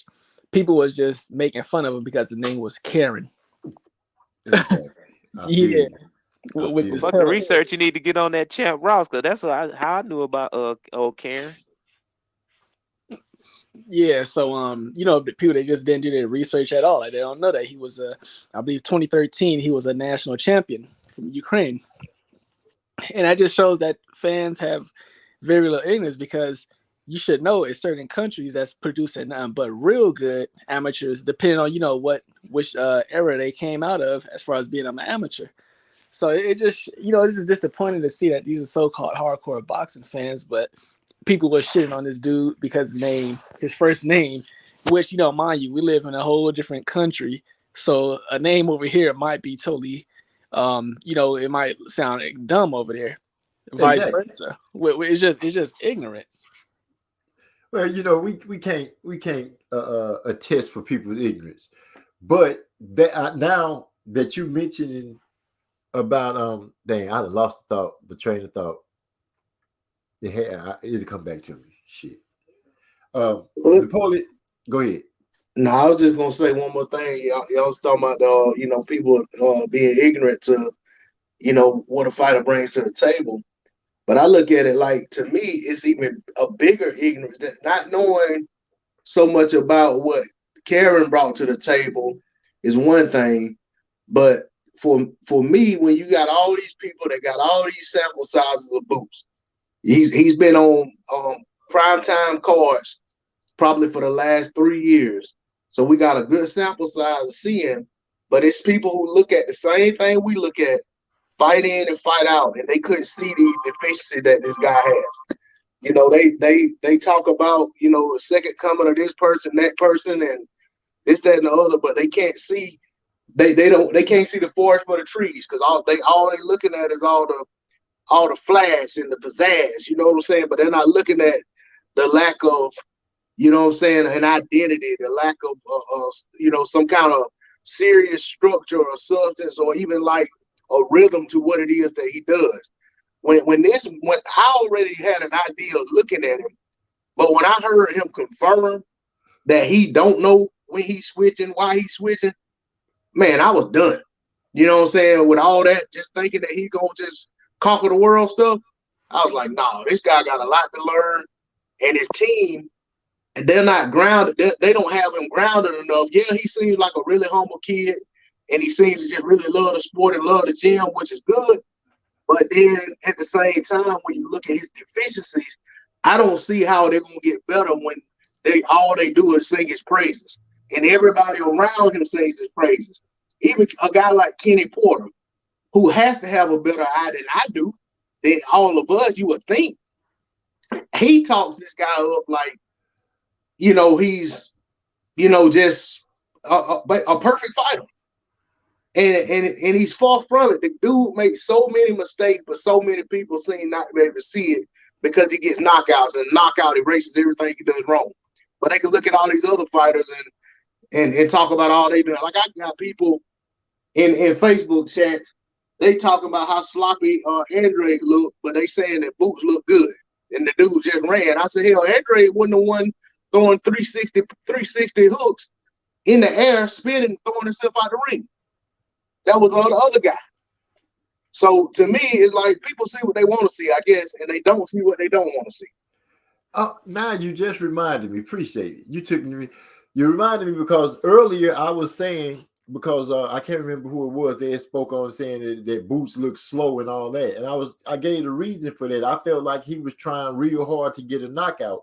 And now they hear mention of DeCane saying that he remember him talking about he was trying, he was watching a lot of footage on Mike Tyson and hearing how he was trying. It was pretty much fixed that he was trying to go for a knockout.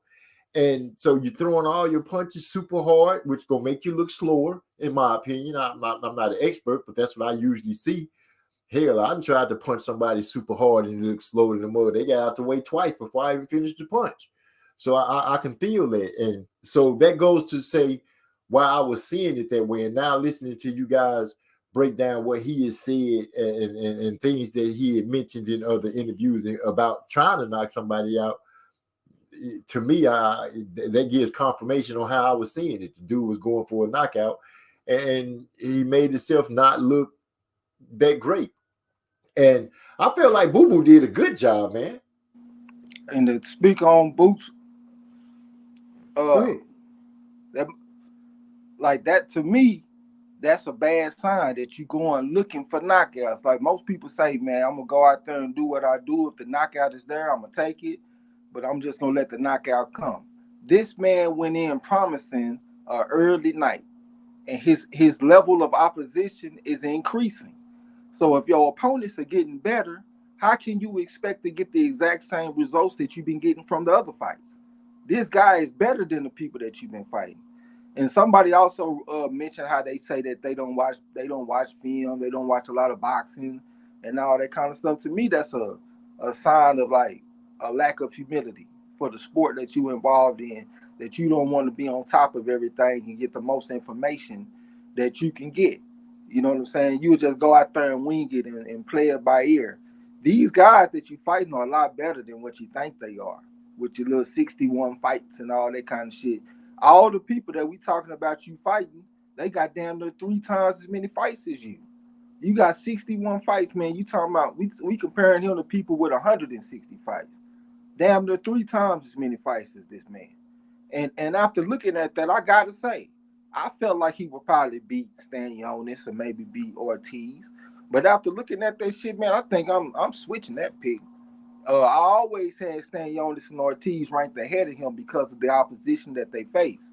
But now I'm starting to think that they might actually beat the man in a fight. If he fought against either of them guys, I think they should be slight favorites over him. Not saying that he trash, he ain't got a chance or nothing like that. But just based on what I've seen, I think that they should be a slight favorite. Yeah, I just want to add that he the one that say that he don't look at the footage. He say he leave that up to his brothers and his team and all that to look at the footage, which I don't understand why a fighter wouldn't look at footage, but he one of them that say he leave it up to his team and he just, listen to them. If I'm not tripping, I think I might be, but I thought I heard his daddy say something like that. And I'm like, his daddy is the trainer. So unless I'm tripping, I think I heard his dad say something like that too. But I've also heard Derrick James say that sometime.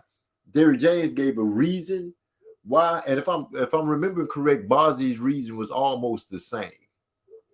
Yeah, no, you ain't tripping. He said that they ain't watched footage of the fighters and stuff, and then he said that basically he said that they get what they need in the first round. Basically, they go out there in the first round and they're gonna see what they need to see to go out there and make the adjustment. Well, after 12 rounds, they never made the right adjustment for that fighter.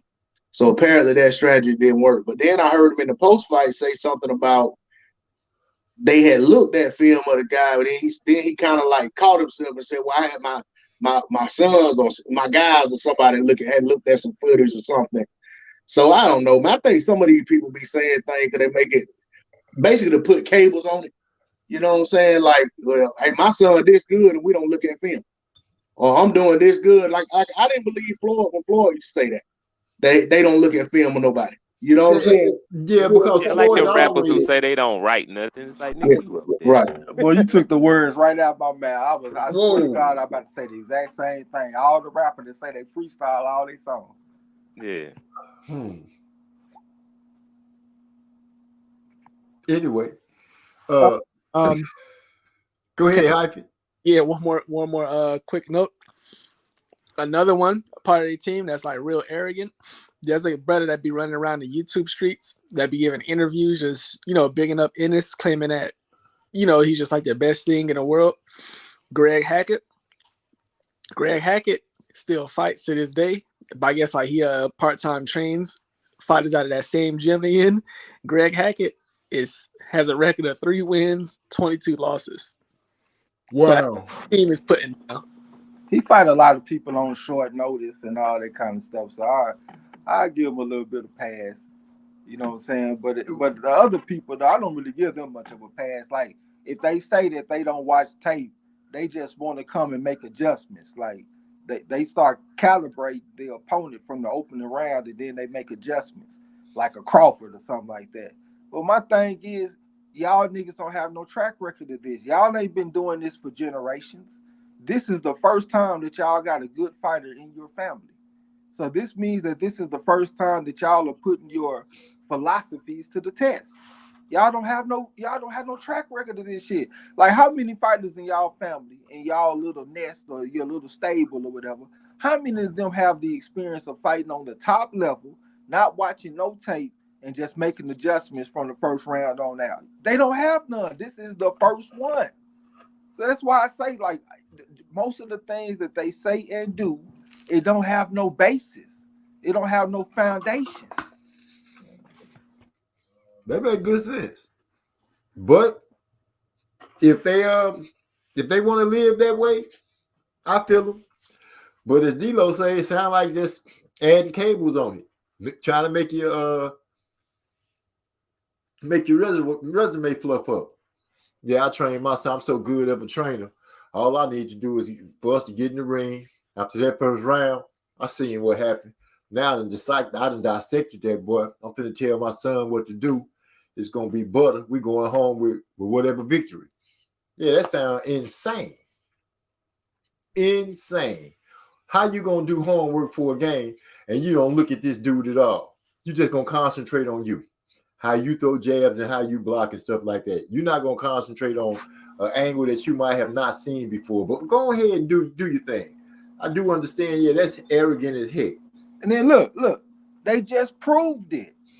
If you go and look at Karen Chikadze's tapes on YouTube, the man does a bunch of lateral movement.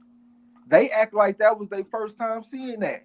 If you went and you did your due diligence and you looked at this man's film that he has available, you would have been seeing him moving and shit. One of y'all niggas over there eating and shit, but yeah, I lost my train of thought. It's all good. No, you were saying that they would have seen that, he moved the way he moved by watching his other fights.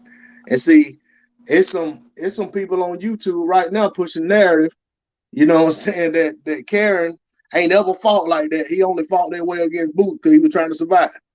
So, you know what I'm saying? There's more of what I said about people see what they want to see, or they'll come out here and not know nothing about a fighter and just put out something that sounds good because they want to, you know what I'm saying, to keep the lie going.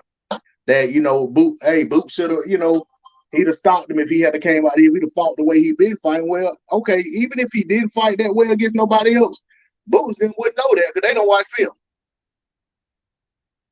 And then on top of that, if he had a deeper amateur background, the lateral movement shouldn't worry him as much because heavy lateral movement is a big part of amateur boxing.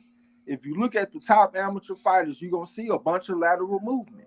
So if you had 200 amateur fights or something like that, you would have seen this shit a million times. But since you only got 60, this is like some new shit for you. You know what I'm saying? Make perfect sense. And topple that with claiming you don't watch film. I don't believe that. I don't believe any of those trainers or fighters when they say I don't watch film. I just think that's a lie. That sound good, so they're using it. They think that shit sound good. Well, when you think about it, let's go ahead and run it down. You think about it, you're looking for the casual fans, not the hardcore fans. You got the casual fans, and they hear that. Oh man, this dude say that he trained, he's so good. You know, that's something that you're gonna go to the water cooler at work if they still use those in some of the jobs, and that's gonna be the conversation. If you're a so-called boxing fan, that's just how it is. You know, it sounds good. Let me see. Boost people say it. I know I heard Derrick James say that he don't really watch a fighter. He don't really watch fighters fight. He didn't say he didn't watch film, but he did say, I never watched that dude fight. I guess when he get ready to fight him, that's when he watch. Now, Maybe Derrick that's James say he just don't watch a lot of boxing. That's what he be saying. okay. That's the way he put it. Yeah, he said he just don't really watch boxing.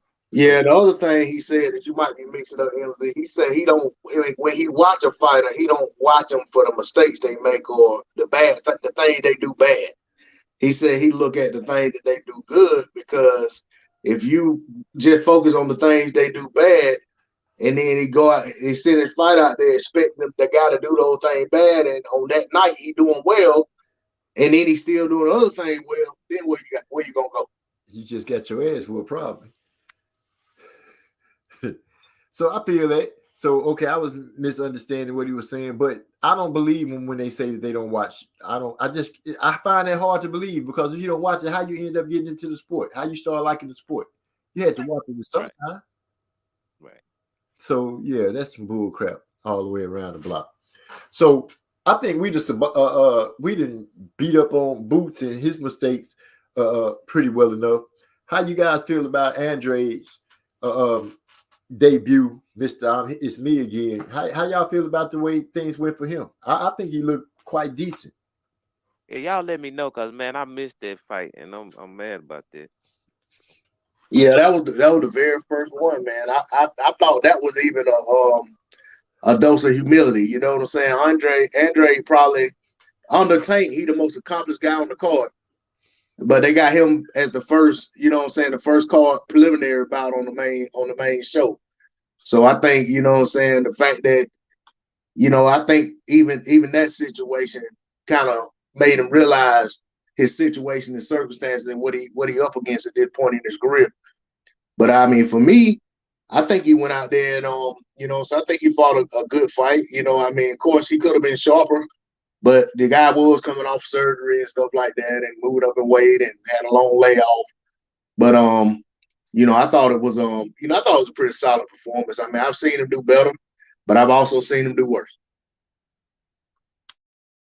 Now I'm gonna throw my little part in, just because you said it. I'm gonna bounce off of it. You said having him so low on the card could have played for some humility for him.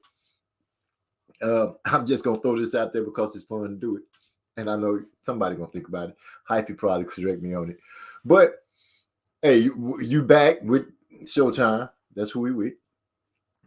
You know you was over here before and you messed off some money, so we're gonna put you on the fight right here.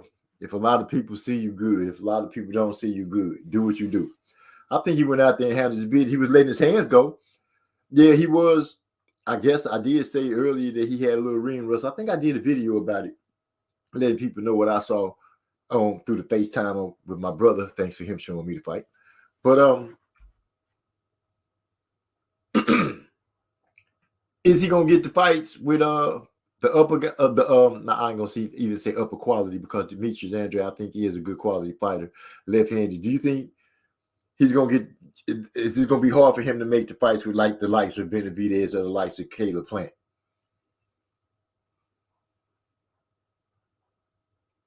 Nobody. I mean, if they counting on seeing slippage and shit in the motherfucker, I don't think he showed enough for them to want to bite. But it was a pretty cool little performance. I mean, he got a knockdown in like the second round. He slowed down in the second half like he normally do, but he was able to pick it back up in the last round and get a stoppage. That's really kind of uncharacteristic of him. A lot of times he'll start off real fast early in the fight, then he kind of tapers off as the fight goes. But he was able to step back on the gas again and land a hard looping left hand and stop the guy in the last round. So I was kind of impressed to see his power translate to 168 and it carried over in the duration of the fight. So that made me pretty impressed with Andrew. I thought it was a pretty good performance. Yeah, he dropped him. He didn't stop him, but he dropped That's what I him. meant. That's what I Dropped meant him, to yeah. say. Drop him. Dropped him late. Yeah. Yeah, I like No, that. he stopped him in the 10th round though. No, he ain't stopping. Man, I could have sworn I saw a 10th round stoppage. No, they went to this. It was You sure they went the distance? Because I had picked the damn decision on the Channel Ross. No, it was all 188 on all three cards. Okay, well shit, that's good news then. So that make your points different than Champ Ross? Yeah, that shit helped like a motherfucker. It really might not have helped too much because everybody probably picked the damn decision. But it was good not to lose no ground though. You know what I'm saying? Right. Get that shit out of here. That girls' time. Somebody chop that up. Get that on out of here. Yeah, he already been blocked. Oh, yeah, we ain't anybody trying to. Oh man, did I say what's up to Eric R? Eric R, what's going on, man? I am so sorry. I'm so behind, so far behind on the chat. I've been listening and talking and listening. But we're glad to see you in the house. Napoleon, excellent points. I like Boots a lot. I remember hearing that his brother was a boxer and his dad was more of a street fighter at D-Lo 404 Boxing. You was right about that, D-Lo. I just checked the box, Rick. But Bozy Ennis, they talk about him in the streets and all that kind of shit. But they also talk about him being in the gyms with the top fighters around his weight class in Philadelphia. And they say he used to be in the ring sparring everybody and all that kind of shit. So that's like where his wealth of knowledge is supposed to come from. You know what I'm saying? From being in the gyms and all that kind of stuff with all the top fighters. But I just think it's more sizzle than steak though, man. But hey, time will tell. We'll see, man. Maybe I'm being too hard on them, but I just think they making a bunch of claims without having a basis for those claims. Like I could understand if he was Floyd Mayweather Sr., talk the way you talk, nigga. You fought Sugar Ray Leonard and all kind of shit, my nigga. You came up on the Dale Williams out of Detroit. I ain't mad at you. He fought Pernell Whitaker too. No, that was Roger, huh? Yeah, that was Roger. Because he pulled Roger's shorts down. Yeah, but still though, that's look at that. They look at the type of people they fight in that family. This family is on the opposite end of the spectrum. It ain't like we going from A level to B level. We going from A level to F level, going from Mayweather's to this family right here. But if you listen to them talk, nigga, they talk like they the Mayweathers or something. You right. That is a different end of the street when it comes to the pedigree of the family. One family come from fighting top notch. Oh shoot, big bro, what's up, man? Ernest Davis in the house. I'm just not seeing that. I'm way behind. Salute, OG. I am way behind. He's saying salute to everybody. Everybody. Napoleon Armstrong said, I don't watch film. It's BS. Trying to sound like a savant. It's like Biggie said, he don't write his lyrics down. The Jay-Z, Lil Wayne, and droves of others start saying it, shaking my head. But don't shake it too hard. Eric Arga is jumping in. He said, Canelo should think about fighting Andre. A win over Andre might take some of the taste of Bivol that Bivol left in his mouth of his fans. But he can go out there and lose to Andre too. Andre ain't gonna just stand there and let Canelo beat on him. And that's pretty much what Canelo needs. Somebody that's gonna either run out of gas or stay in front of him long enough for him to tee off on. If they sending punches and moving around and making him work, 9 times out of 10, if they don't get tired, 9 times out of 10, he gonna lose to them. And if you look at all of the opponents on Canelo's resume that then gave him problems, like if you look at Mayweather, that's somebody that should have won gold in the Olympics. Look at somebody like Gennady Golovkin, 335-15 amateur. It might be 345-5. I think he's 345-5, and Usyk is 335-15. So yeah, 345-5 for Golovkin. We go look at this guy, Ezreal Laura. We can go look at Dmitry Bivol. These type of fighters, he don't dominate them. That's what Andrade is. Andrade is a 5. This motherfucker Canelo ain't never dominated no 5 in a fight ever, and he a southpaw. Man, they not about to fight no Demetrius Andrade. I think Andrade to go out there and outpoint him. That is what I think, man. I think that the pedigree is too wide. I think he go out there and beat him.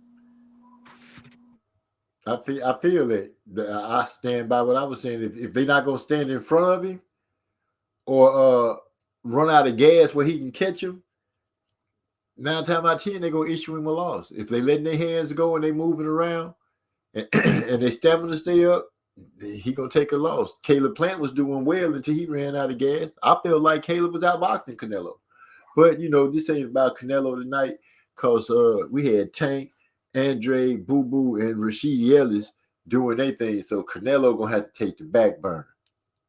Hey, I gotta say this though. I went back and I looked at that Tank Davis knockout, and I know that y'all gonna disagree with me, and that's fine. I think the man quit. I really do. I know everybody's saying he was out on his feet, and I was agreeing with that shit at first, and I went back and watched it again. I think he was coherent.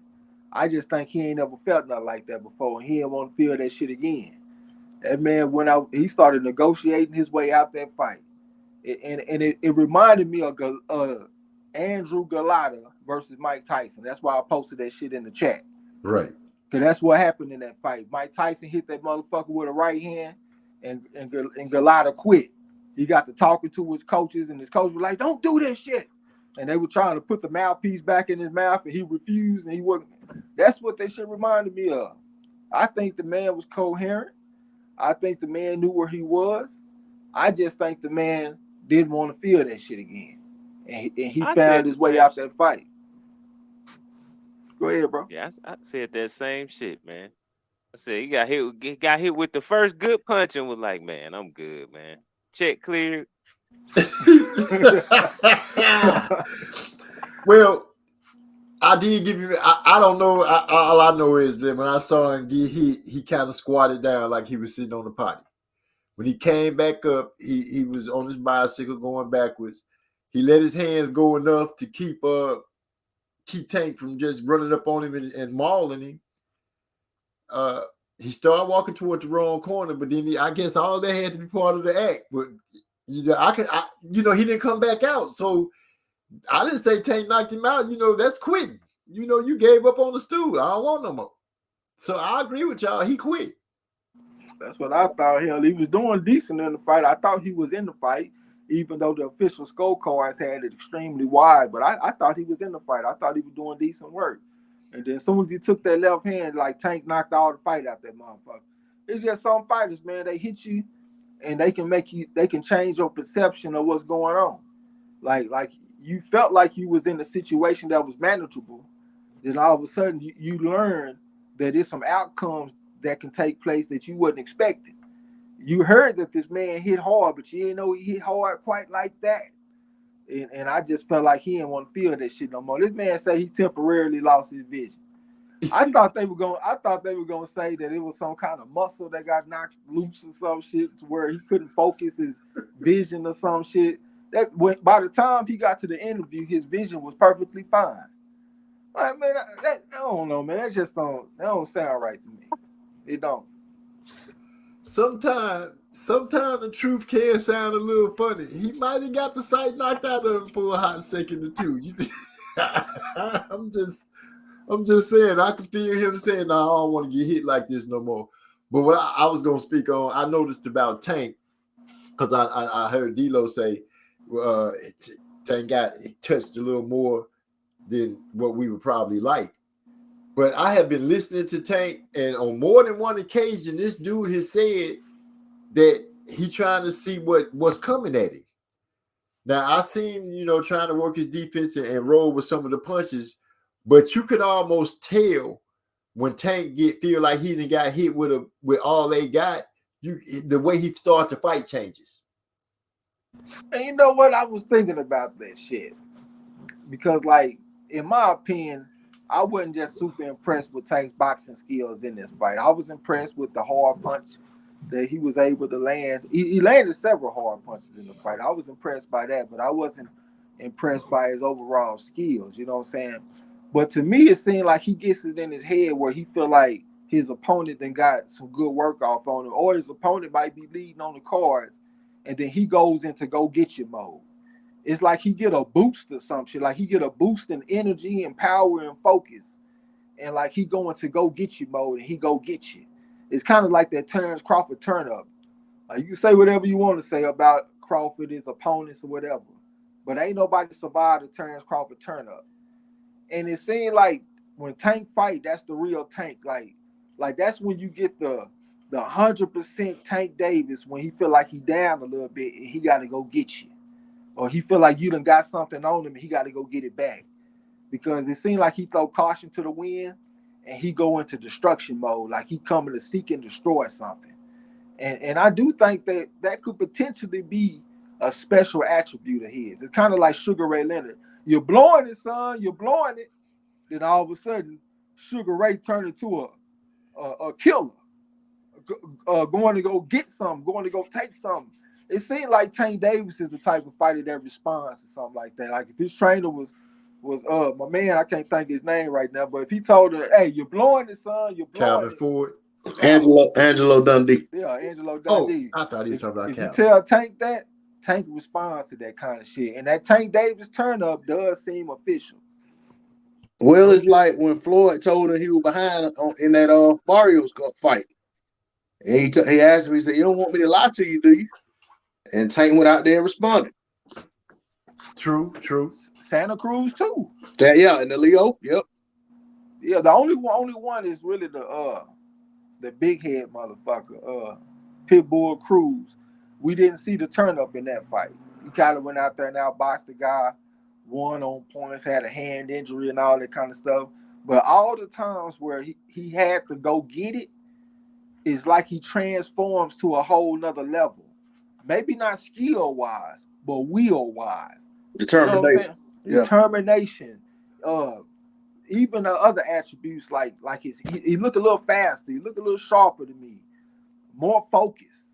Like he is coming to get it, and you ain't gonna keep him from it. And I think that could potentially be special. You know what I'm saying? But we got to see him in there with the best fighters, and we'll see how special it is. If he needs to turn up against somebody like a Shakur Stevenson, and he go out there and get it, I know that that's some for real special Sugar Ray Leonard. You're blowing his son type shit. Okay. Now I'm gonna go to the chat real quick. Picking up, ain't nothing changed. Andrade is one of the most skillful at his weight class, even more so at 68. It's the reason Canelo settled there. That's Napoleon Armstrong. And then my boy Eric R. Who did we lose? Eric R. says, I agree. Hector didn't know the Tank could turn up another level that late in the fight. Tank knocked that nigga 4 rounds back. It happens. Don't underestimate when they feel that gorilla. I was saying it more like I see it your way too, Trey X, but I was saying it more like once he realized that the dude can't really do nothing to him, I felt his power. He can't hurt me. That's when that's the way I feel about noticing it. I didn't really look at the time that Floyd had to say you was down and he went out there and put those hands on him and knocked him out. I always just felt like, he was going through it. Once he realized this dude can't hurt me, let me go ahead and do what I want to do and get it over with. Because that's the way it looked with Mario Barrios to me as well. Once he realized go ahead. I was just going to say the only reason that I would disagree with that is because I see urgency in him. It ain't like he just casually walking to a guy and he trying to go land shots. Like I see a sense of urgency in the way that he moving. Like he has something that he needs to get accomplished. You know what I'm saying? It's not that. It's not just that he don't feel the danger from the opponent as far as power. It's something that he needs to get done, and he's going to go get it done. Even if he got to take punches, if he got to walk through punches, whatever he got to do, he is coming to get you. Like he has made it up in his mind that you will be getting knocked out in this fight. And I ain't seen nobody survive it yet. Yeah, I can go with that. Now, like you said, if he's stepping there with the so-called best of the best, and he does that, then hey, what you call it, the Tank turn up, or is it the Terrence Crawford turn up and Tank something else? Yeah, we're gonna have to give Tank his own because people been calling that Terrence Crawford turn up for a while. Yeah, so we had to give Tank his own thing. So yeah, I don't want to give nobody no extra ammo to hurl at me as a Crawford fan. But I still can't take away from the fact that I was kind of disappointed in his boxing skills. I wanted to see him with a great jab in this fight. This was a southpaw on southpaw matchup. So if there's ever a chance that you get a chance to see a great jab from a southpaw, this is the type of matchup that you get it from. Just think about it. Think about the history of all the great jabbers that you can think of. Most of them were going to be orthodox fighters. I can't even think of no southpaw that's regarded as a great jabber. Most of the time, it's an orthodox fighter because you're going against orthodox fighters, so the lanes are open. If you're a southpaw and you fight against another southpaw, that's a similar situation. So we get a chance to see your jab. I didn't see a great jab in that fight. I saw him do some good things, land some counter punches, land power punches, but just from a strictly boxing standpoint, boxing purist standpoint, looking at great boxing skills, that's not the type of performance that I would put on screen for a young fighter to learn how to do it right. Like he got his thing, he do it how he do it, but I just thought that was an opportunity to show his great skills if he had them. And I just didn't see that great jab and shit like that. Right. Yeah, he did just mostly work off of power punches through that fight. He kind of, if he pick up a jab, I would like to see him pick up one where he stabbed to the body and the head a lot with it. But yeah, that was an opportunity missed for him to show his boxing skills. But he went out there and got the job done and satisfied the crowd. I was tripping that Gary Russell had. Well, I was tripping to find out that Gary Russell had an issue with Meek Mills, but I also watched Gary Russell do a live stream while he was at the fight. You know, the way he talking about Tank wouldn't be able to do this and what Tank should be doing in the ring. You know, he was critiquing Tank. It didn't seem like no hate, but it was nice to see him at the fight and talking about it. I don't know what Meek Mills and him got into it about, but I'm pretty sure it was dumb. They stopped the fight, that part. And Tank even gave his analogy of it. He said when he saw what was going on, he stepped back to make sure he was out of danger, but they both was looking at the fight. They both stopped fighting. And Eric R. said, y'all misunderstood Hector. Tank didn't mess up his sight. He damaged his foresight. He couldn't see any way of victory going forward. That's a good one. Hey, or more like he couldn't see himself coming out for that night round. Hey, and also, man, do not underestimate a fighter's ability to use sense in that ring. Fighters want to get home safe. They want to go home to their family. Y'all remember when Jessica McCaskill, when she fought Alma Ibarra, and Alma Ibarra took some hard left hooks, and she started talking about she needed to get home to her kids. Like this was dangerous for her to be here. She want to stop this fight. I think that kind of shit went through that man's head. Like, man, hey, if he would have said that his vision was blurry, that would have been more believable. But to say that he ain't got no vision, like his vision is gone.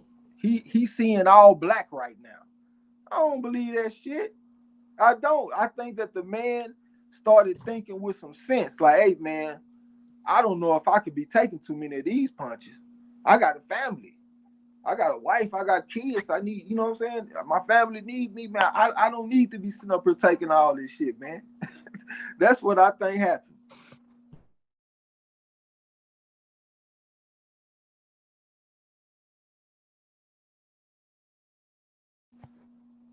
Y'all can hear me still? Oh, that's me. I was trying to come back in. I'm on mute, just talking and laughing and talking. I'm tripping. Napoleon Armstrong said that's also why I don't buy when people say boxers aren't scared of each other. Bull. They human, right? Fear is one of the five senses. Sheldon, Spinks, and others fear Tyson. I can say when I saw, was it Michael Spinks? Was it Michael Spinks that was fighting Mike Tyson? He did not look like he wanted to come out the locker room. That man did have, in my opinion, a genuine look of fear in his eyes and face when he was fighting Mike Tyson. I can't understand how people could say no fighter is not afraid of no fighter because they go out there and get in the ring. But I can say that I believe there's a big part of anxiousness, I guess you could say it like that, without calling him scared. For some people, that anxious feeling makes them perform, and for some, it might make them fold. It could be a punch that make him fold. Like you said, he got hit so hard that he probably just didn't want to feel that no more, and to start bringing in the other thoughts. Like, I got a family at home. I want to go home. I want to be able to still eat some cereal with a spoon by myself tomorrow instead of having somebody feed me. I can see that going on. So I wouldn't say fear.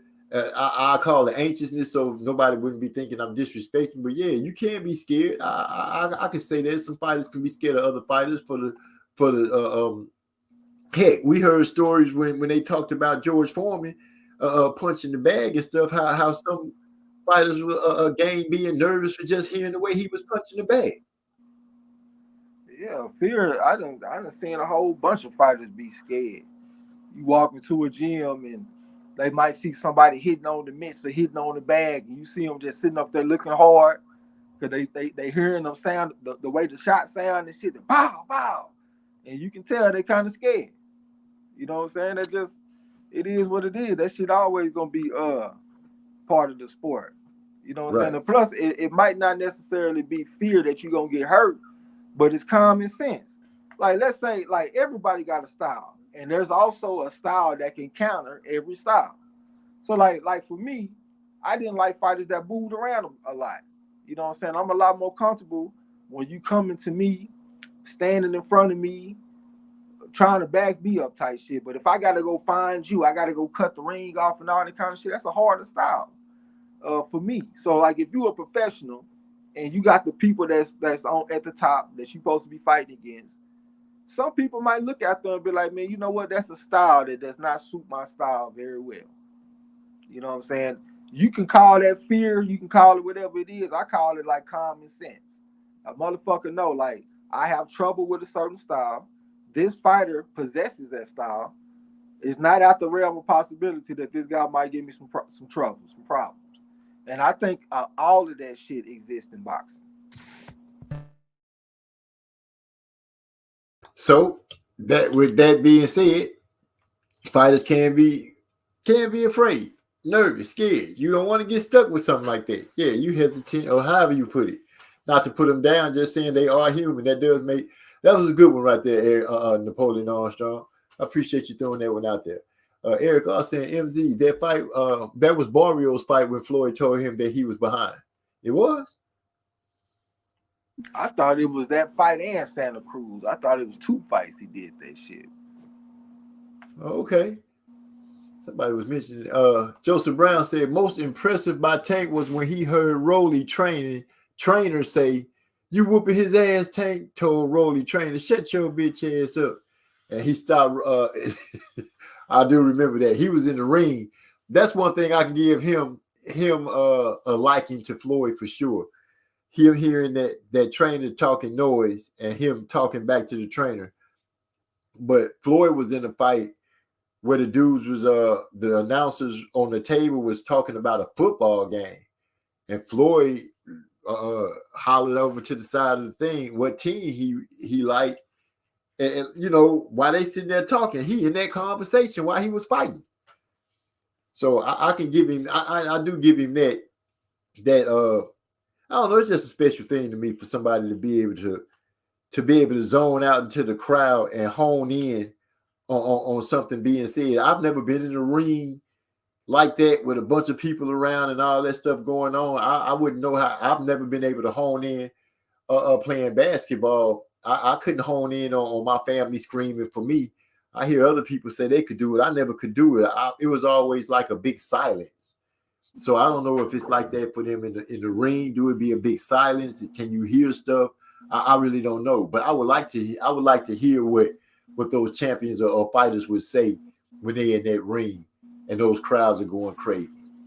I'd rather a fighter pay attention to what's going on in the ring. It's been several times I done called Tank Davis's fights and he done been distracted by some shit that's not taking place in the ring. And it'd be people in the chat getting mad at him, goddamn, stay focused and all that kind of shit. Like this last fight, it was some commotion. I think they said Meek Mills and somebody got into a fight in the audience. And Tank Davis was the person to turn away from the boxing action, look into the crowd, then look to the referee for the referee to stop the action while they was fighting in the audience and shit. He done had several times where he done lost focus on what was going on in the ring with something that was going on outside the ring. I don't think that's a good thing. Hell, I remember Barrios hit his ass with a 2-3 combination, had him against the ropes. Stepped in, 2-3 combination, right hand, left hook on his ass when he was distracted by something that was going on outside the ring. He needs to pay attention and stay 100% focused on what's going on in the ring. Okay. I was just saying that's one thing that I give a likeness that he has done that I've seen Floyd do. I wouldn't say he was Floyd. Yeah, I would suggest that he keep his mind on the task at hand instead of trying to do too much. But I can feel him answering back at Rolly's trainer, because Rolly's trainer was talking a lot of noise. He got the harshest voice that I've heard a human use to speak to other humans with. His voice sounds just ugly. You might can get away with that shit when you fighting somebody that was 28-10 as an amateur. Let's see what you gonna do when you get in the ring with them 4.5s and them 5s and shit. Let's see if you can fight the fight in the ring and fight the trainer and all this other shit and get distracted and still come out on top. You can do it when you get in there with a fucking 1 on the pedigree scale. Let's see if you do it against a 5. Now he better be locked and loaded, ready to go when he step in there with their baby world beater. And I know some people is being said that, he hasn't had a fight at 135 yet, but I'm still saying it. I'm riding with that baby world beater. I'm riding with him. I'm riding all the way. I think he's going to be the last man standing when it comes to him and Tank. Chad Dawson, I thought, had a decent jab for a southpaw. This is worse for Eric. Could have been a detached retina, too. Hold on. Let me respond, because he's talking to me. Okay. Chad Dawson, I thought he had a good jab. It's been several southpaws that I felt like had a good jab. I thought Winky Wright had a good jab. I think Earl Spence got a good jab right now. I thought Marvin Hagler had a pretty good jab, even though people didn't give him a lot of credit for it all the time. But when people think about the greatest jabbers of all time, they think about Larry Holmes. They think about Sonny Liston. They think about George Foreman. People like that, Thomas Hearns. Riddick Bowe. The orthodox fighters get a boost when it comes to being labeled great jabbers. Because when you're fighting against other orthodox fighters, which most of your opponents will be, if you're an orthodox fighter, you have a more effective jab than a southpaw going against an orthodox fighter. If they're going against another southpaw, they can make their jab more effective. And that's why I want to see a more effective jab from Tank. You know what I'm saying? But overall, the greatest jabbers of all time, they mostly is the orthodox fighters. Y'all didn't say Ali's name, but I say Ali. Eric R saying could have been a detached retina too.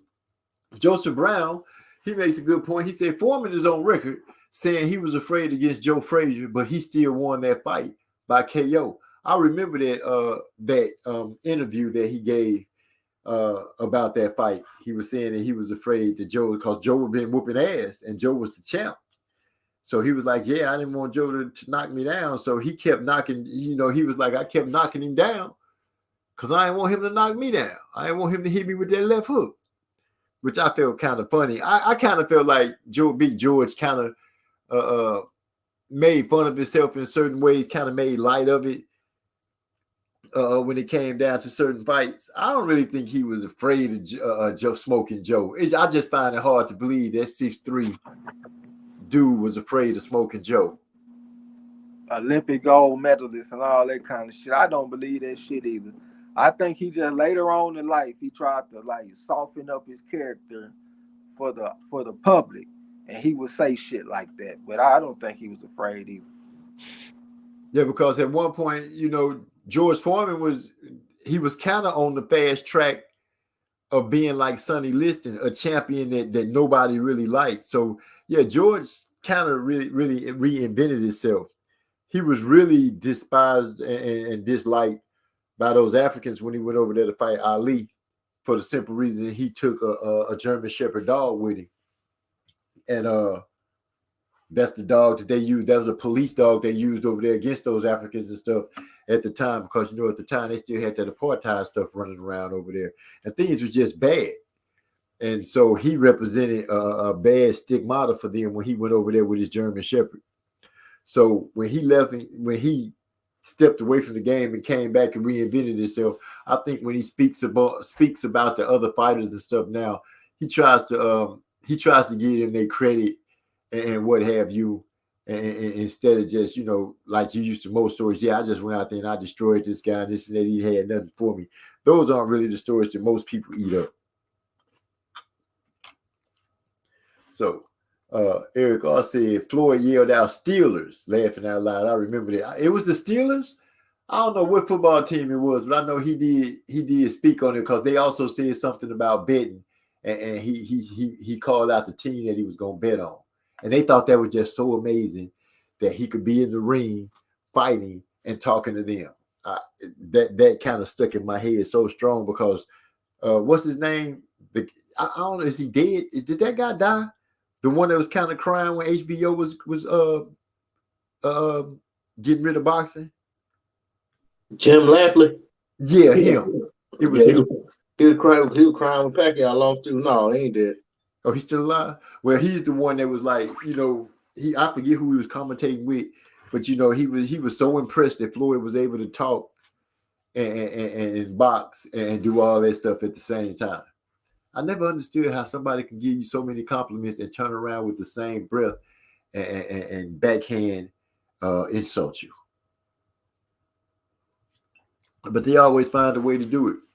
Okay, guys, I got this funny tale from the job, because I know we done rolled across a lot. Slow down, talk right.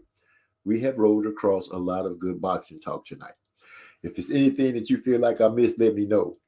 But you know how people pretend to be crazy? I don't know. Y'all see some homeless people. Let me just put it like this. Imagine a homeless guy that's really not homeless. He got a nice crib on a nice side of town with a nice family.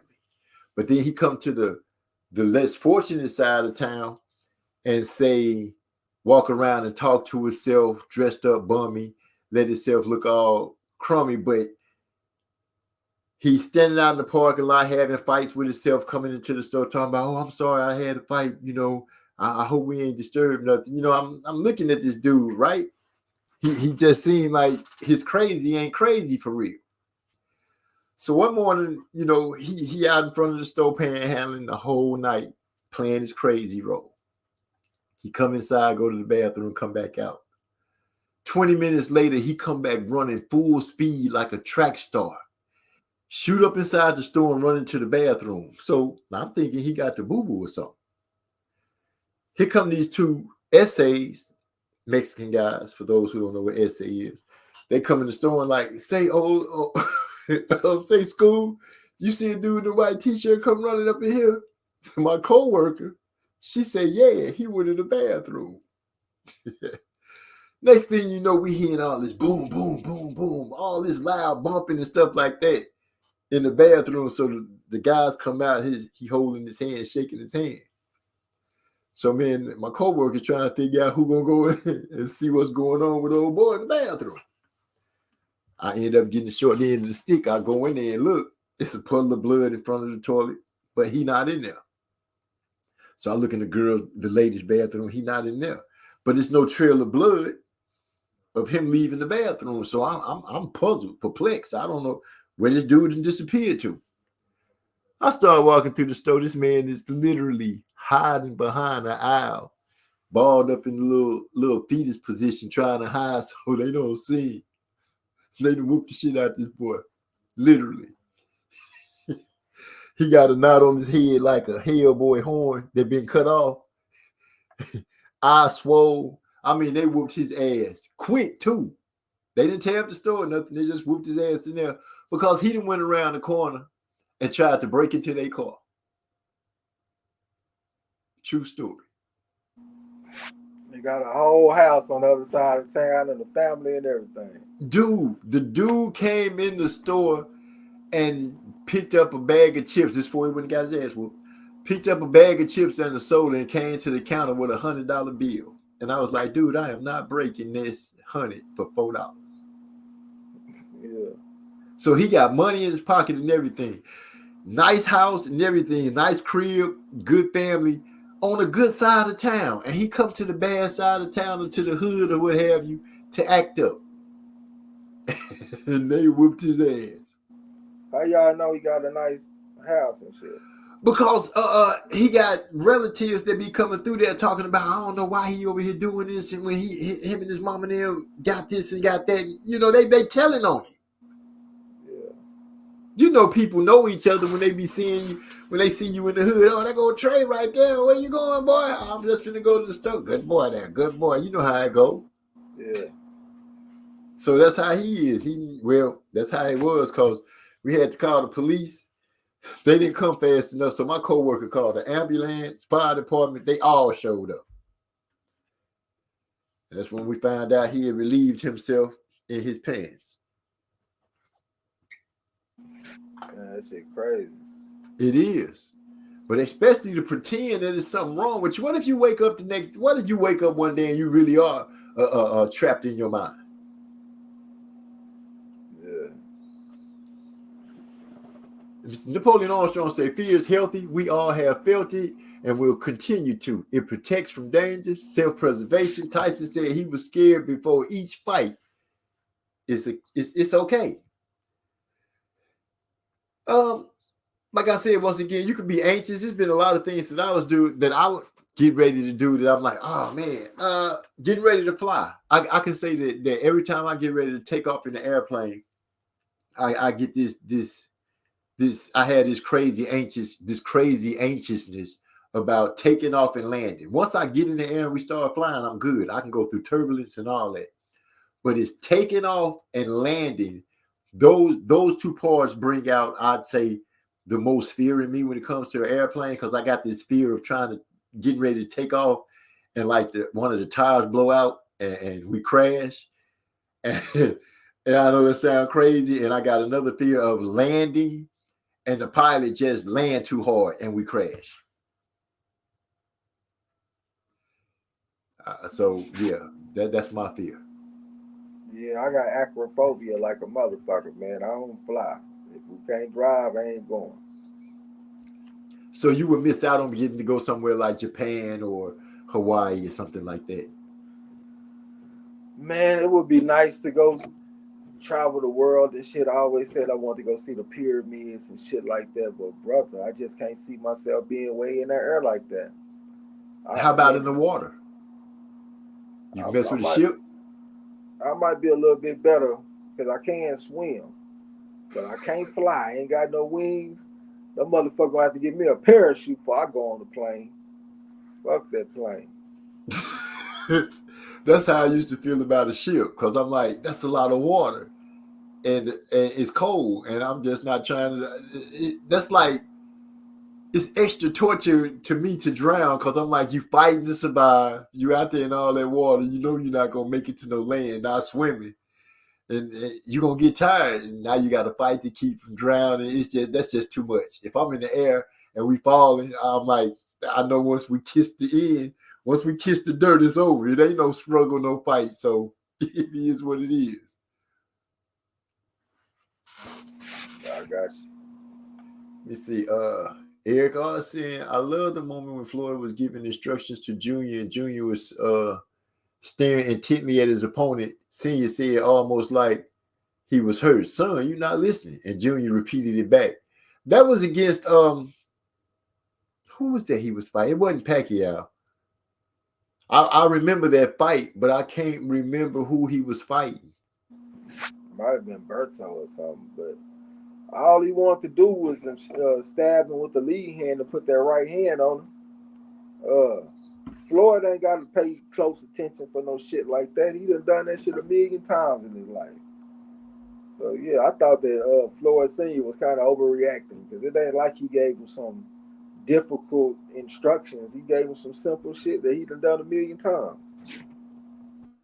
Right. Okay. Eric R say shit was sweet with Lampley and Floyd until Floyd beat Oscar De La Hoya. That's when it hit the fan. Oh, that's when Lampley started really hating Floyd. They was already pissed about Gotti. Napoleon Armstrong. Go they ahead. used to talk down on Floyd before then, though. Like when Floyd beat Carlos Baldomir, they would talk down on him and shit like that.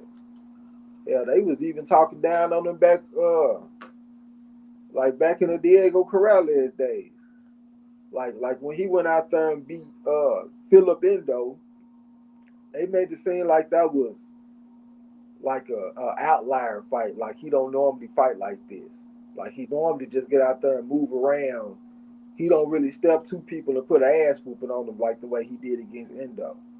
You know what I'm saying? So to me, they never was like 100% fair to the guy. You know what I'm saying? Because he was actually a pretty action-oriented fighter early in his day, but they didn't talk about him like that. So I felt like they always gave him an unfair shake. Okay. Napoleon Armstrong brings up that George was hated first for his stance in the '68 Olympics. He waved the American flag instead of raising his fist in solidarity with the black athletes. We know where Ali stood. Yeah. Dang, I didn't realize that. I remember the black fist being held up with the leather glove on it. I didn't realize that George was waving the flag. See how? But I was young then, so I could see how I could easily miss that. Ali, facts, Eric R. Flying, okay, somebody talking on the flying part with me. Flying is actually safer than in a car, believe it or not. I feel you, Napoleon Armstrong. You don't have to sell me on flying. I'll get in the plane. Like I said, it's just the taking off and landing. That's pretty much the biggest part of getting in the plane is the taking off and landing. So once you up there, you up there. Short of the engine cutting off, I'm good. But I always get nervous when that hoe get ready to land. I got a big issue with control. I don't like just giving somebody else control over my safety or control over my life. And that's how I would feel getting into a plane. Like, I'm the type of guy, like, let's say we get on the road, we take a road trip. I can't sleep while another man drives. My life in this man's hands, I can't sit over here and sleep like some people do. Nigga, I'm up. I'm helping. Nigga, I'm looking at everything. Nigga, hey, man, look out for the truck right here, fam. All that kind of shit. You know what I'm saying? Yeah, I feel like I ain't like a backseat driver, but like if I feel like it's something that I can alert you on that you might not see, I will do that.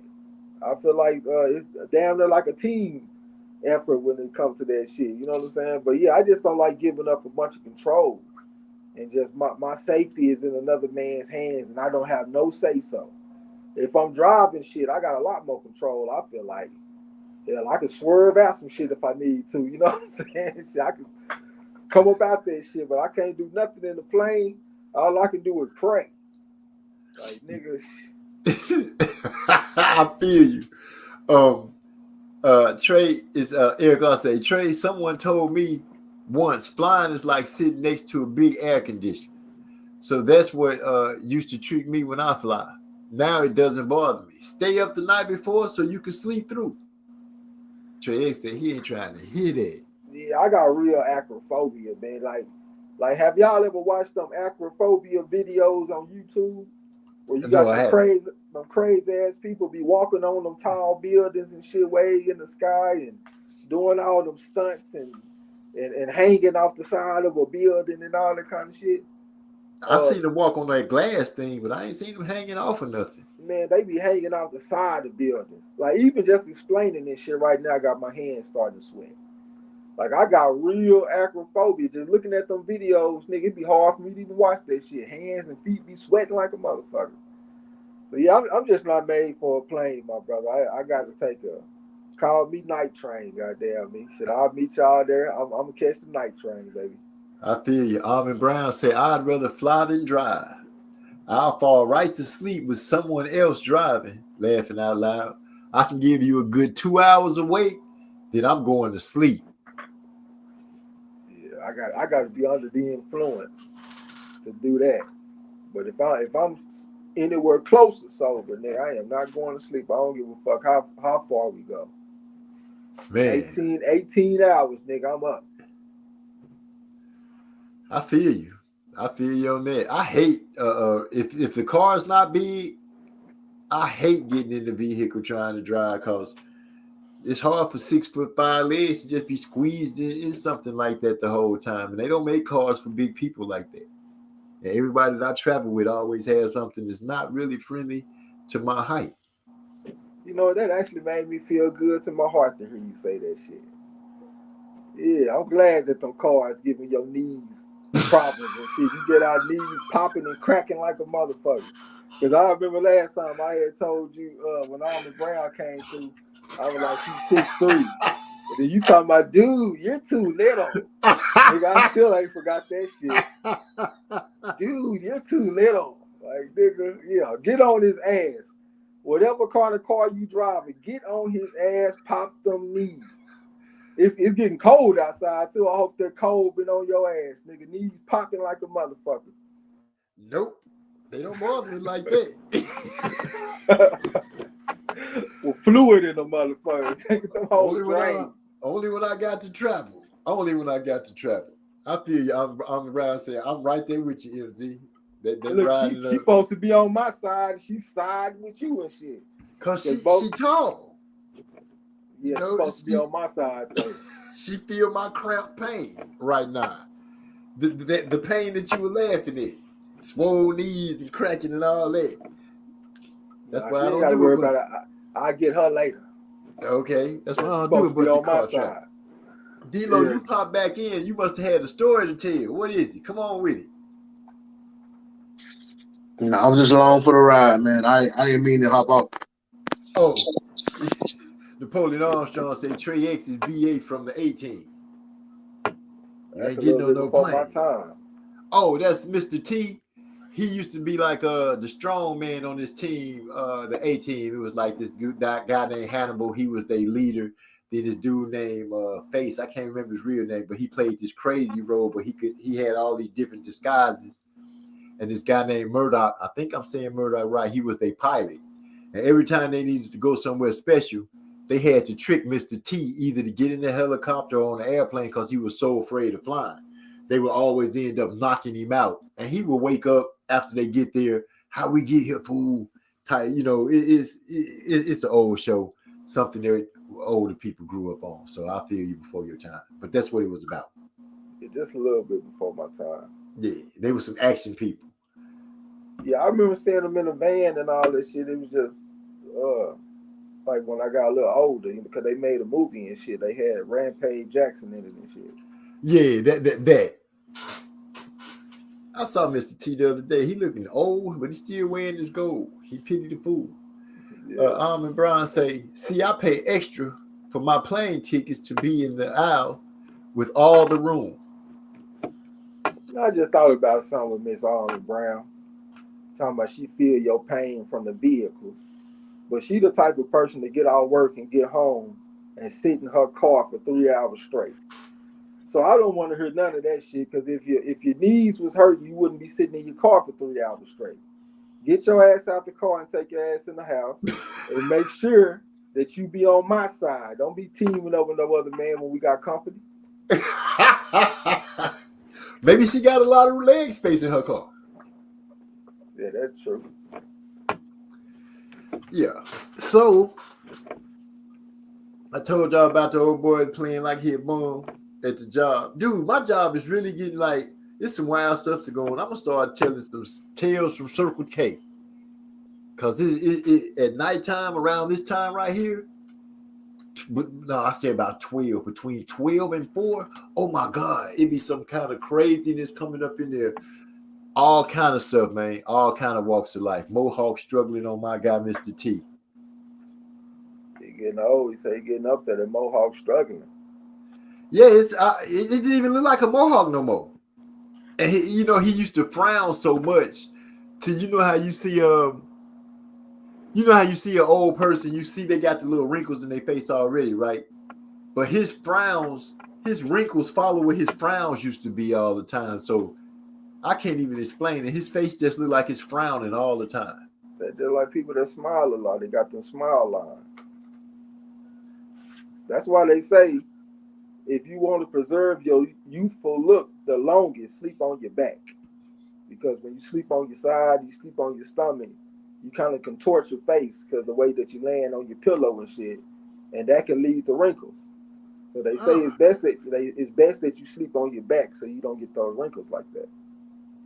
That's a tip that I never heard, but I sleep on my back anyway. So I don't hardly ever meet black people that sleep on their back. You one of the rare ones I've met. I got this thing about sleeping on my back, being closest to the door. It's a lot of things when I go to sleep. Before I go to sleep, I have to be the one closest to the door. I don't want my wife or if when the babies was growing up, I didn't want them closest to the door. It's a thing I got. Yeah. I feel like I got to turn over. If I'm sleeping on my stomach or my side, I'm out of position. When I wake up, I got to still turn over and see what's happening. If I'm on my back, I can just open my eyes. I'm already facing the door. You know, your eyes focus faster. There's nothing that focuses faster than the human eye. Now, I don't know what the rest of my body going to do, but at least I can see it coming. Yeah. I can't sleep. If I'm laying on my side or something, the cover could have a little wrinkle in it or something. It feel like something sticking me in my side. I have to lay on my back. Yeah, sleeping on my side, I done fucked my damn shoulder up. So, yeah, I'm trying to learn how to sleep on my back right now. How it working out for you?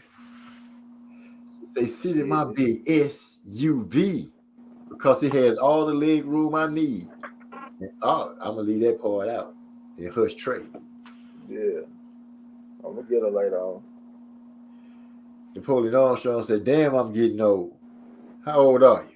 That nigga in his 40s. He in the early 40s. Man, please, okay. Yeah, you getting there, homeboy. You getting there. Lord, not Mr. T with the struggling mohawk. Yeah. I sleep on my back too until I curl up like a fetus, balled up in one spot. Y'all don't do too much moving in the bed. If my wife is laying down, I don't do too much moving. Now, if I'm in the bed by myself, I slide into the middle and spread out, but I'm still on my back. Yeah. I woke up one day. I know you heard these stories from the older people, but I woke up one day and I couldn't move. I couldn't move my arms. I couldn't move my legs. I couldn't move my head. All I could do was open my eyes and look side to side. I couldn't even make a sound. And that lasted it seemed like forever, but it lasted for I'd say about maybe 15 seconds. And that's a long time when you can't move. I think they called it having a hank on you or something. Some kind of old ass saying they used to say. But I woke up like that twice in my life. Scariest feeling. I mean, it's the scariest feeling you could have. This boy said, I'll sleep on my back when they bury me.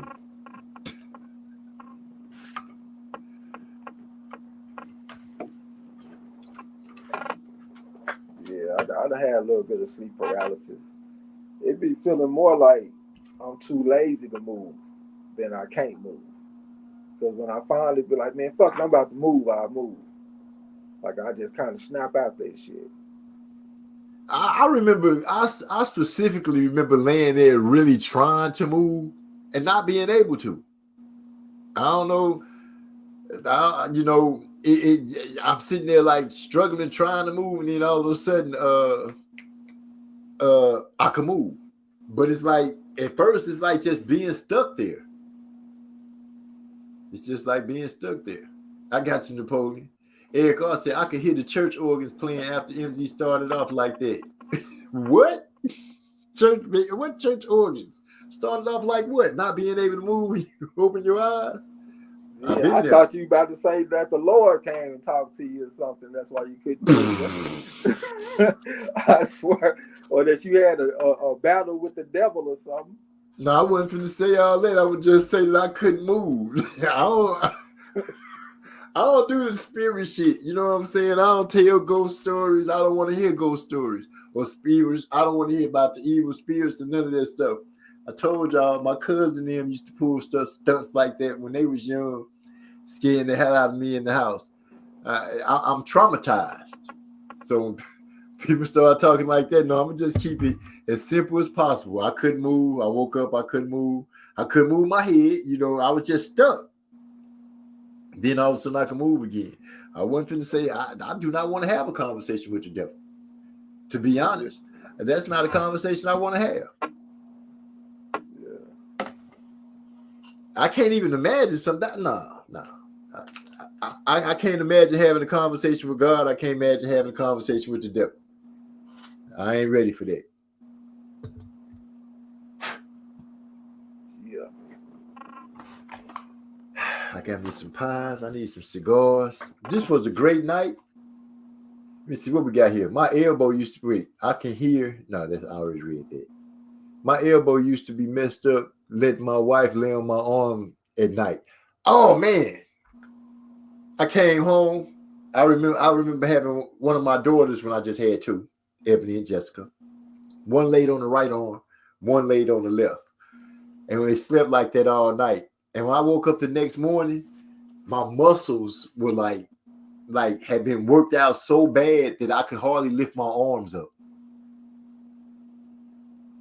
I could hardly curl, you know, I put them in a curling position. Yeah. It was like that for the whole day. I mean, I don't know, letting them just sleep on my arms like that. It really just, wow. I'm sure you know the body stuff. It's a term for that, I'm sure. I just don't know what it is. They built it. I get what lactic acid is what make your muscles tired and worn out, right? Yeah, it's what make them burn and shit. Okay, so I don't know what you would call it, just having pressure on your arm. Like say you go to sleep and you leave a weight on your arm or something like that on your bicep all night, and when you wake up in the morning, that muscle is just like it's been wore out, like it can't do nothing. Yeah, that's how my shoulder is right now. I can barely even close the sliding glass door. Like just that motion and closing it with my left arm. Well, I mean opening it. And then like just really controlling that bitch period with my left arm. That shit done got fucked up because the way I be sleeping. Yeah, so that shit real, man. So you fell asleep. How's you? I couldn't even sleep on my side because my head would be leaning over. You know what I'm saying? My pillow won't be right. It's got to be a lot of stuff going on for me. It's too much going on to sleep on my side. Yeah. And to sleep on my stomach, that just don't seem natural. Your head got to be like everything wrong. The pillow got to be set a certain way. It's just all messed up. That's not a comfortable sleep for me. So I just get it how I can get it, man, because I don't be sleeping that well anyway. You know what I'm saying? I just never been a good sleeper. So I any way I can get it, I get it in. Right. Alvin Brown said, I won't last too long cuddled up like that anymore. I get too hot. I get hot too fast. It's cute the first 5-10 minutes. After that, we lay down. I'm rolling over. Get off me. It's hot. Yeah, I don't even like sleeping in the same bed as nobody. Like if I'm in a relationship with a woman, we ain't sleeping in the same bed. I'll hold her and shit until she get tired and shit. I go somewhere else to sleep. Even if Oh, I gotta go get on the couch or some shit. That's oh, just me, because it's hard for me to sleep with somebody else in the bed with me.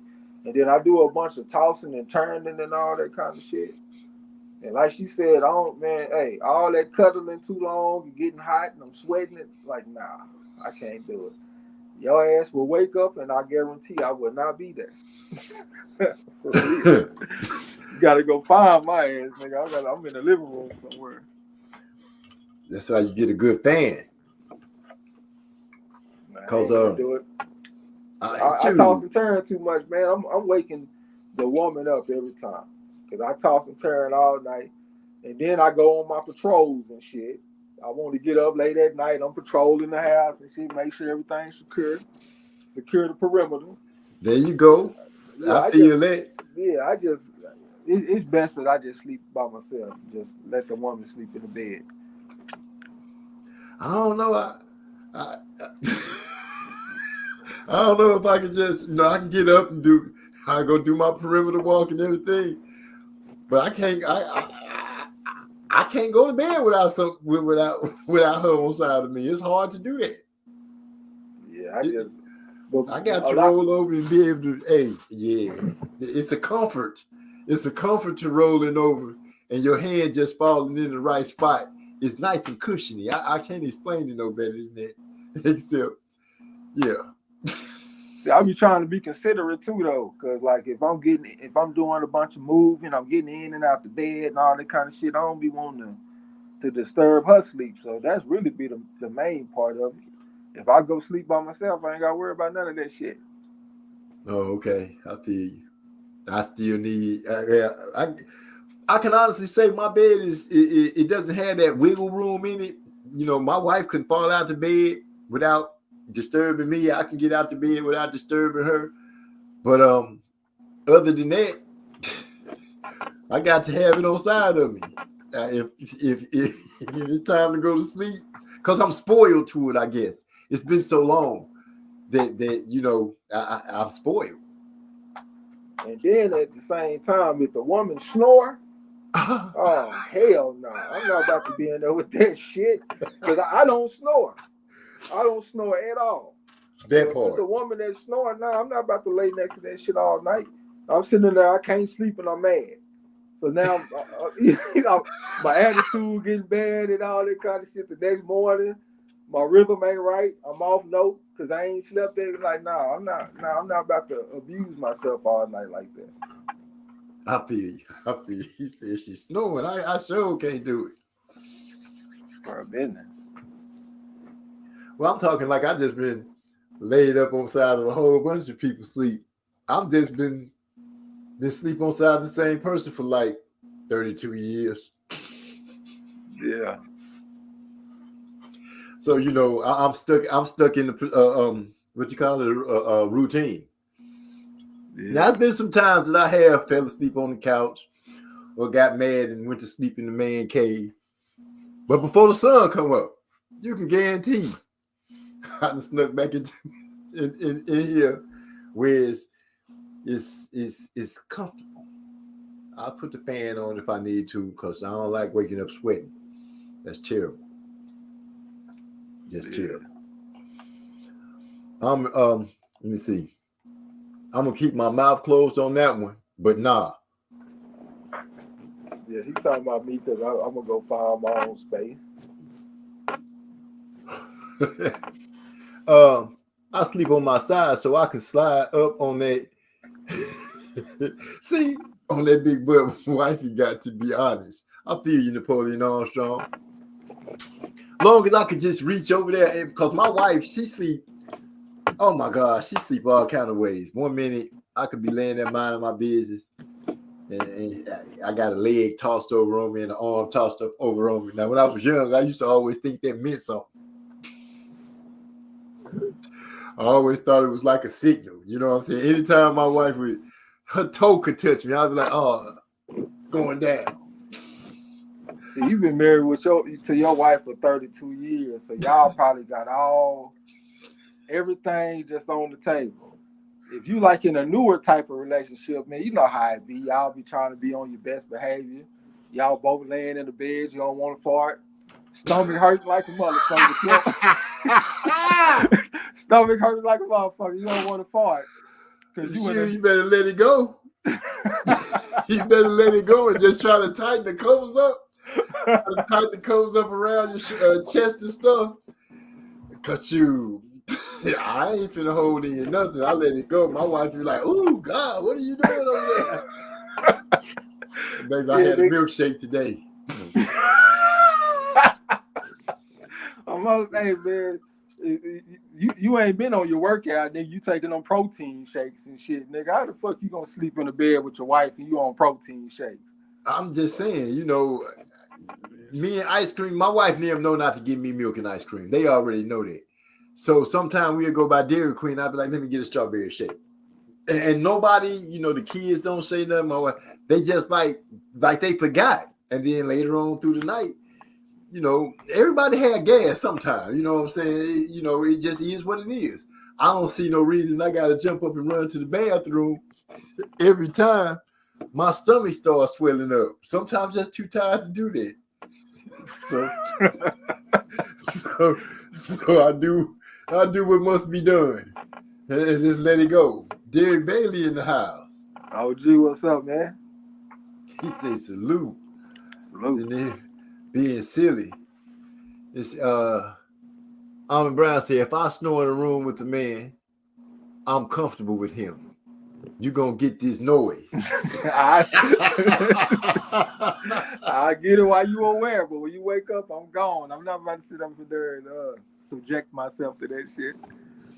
She say, right, Trey, back and stomach hurting, trying to hold it in. Yeah, all that shit. Nah. Sure, you better let it go. It's more room out than it is in. Just simple as that. Simple as that. Ain't no need. So you were like that with your wife from the beginning, dude. It didn't take no time for y'all to come up to that level. I'm gonna be honest with you. Like when we were dating, I say like maybe the first 2 weeks. I would hold it in and walk outside or something like that, try to walk away from her. But then I seen she was always trying to hang out with me and be right there. So I started saying, forget it. Shit, I'm walking anyway. She gonna come anyway. So I might as well just stay here and let loose. Yeah. So about 2 weeks. Nigga said 2 weeks. For real. Now it's amazing that I don't know how many husbands go through this, but I'm pretty sure it's quite a few of them.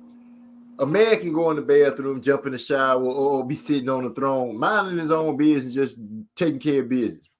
Your girl just run up in the bathroom like it ain't nothing.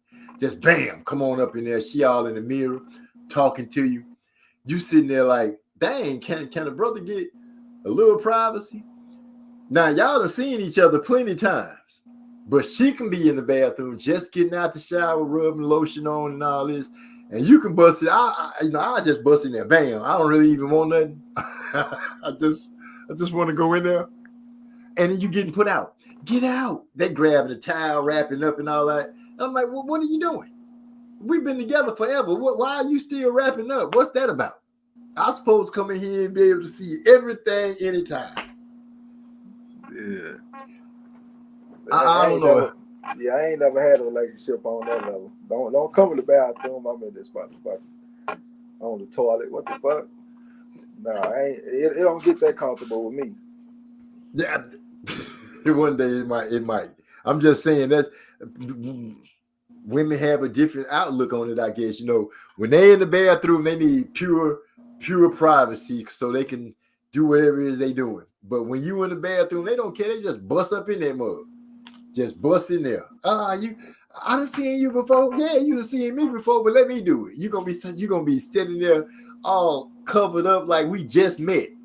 If I went in the bathroom and my wife was in there, if I was to go in there right now, she'd put me out.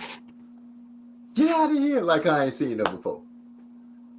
But if you feel like it's brand new every time, then what can I say? Okay, it's brand new.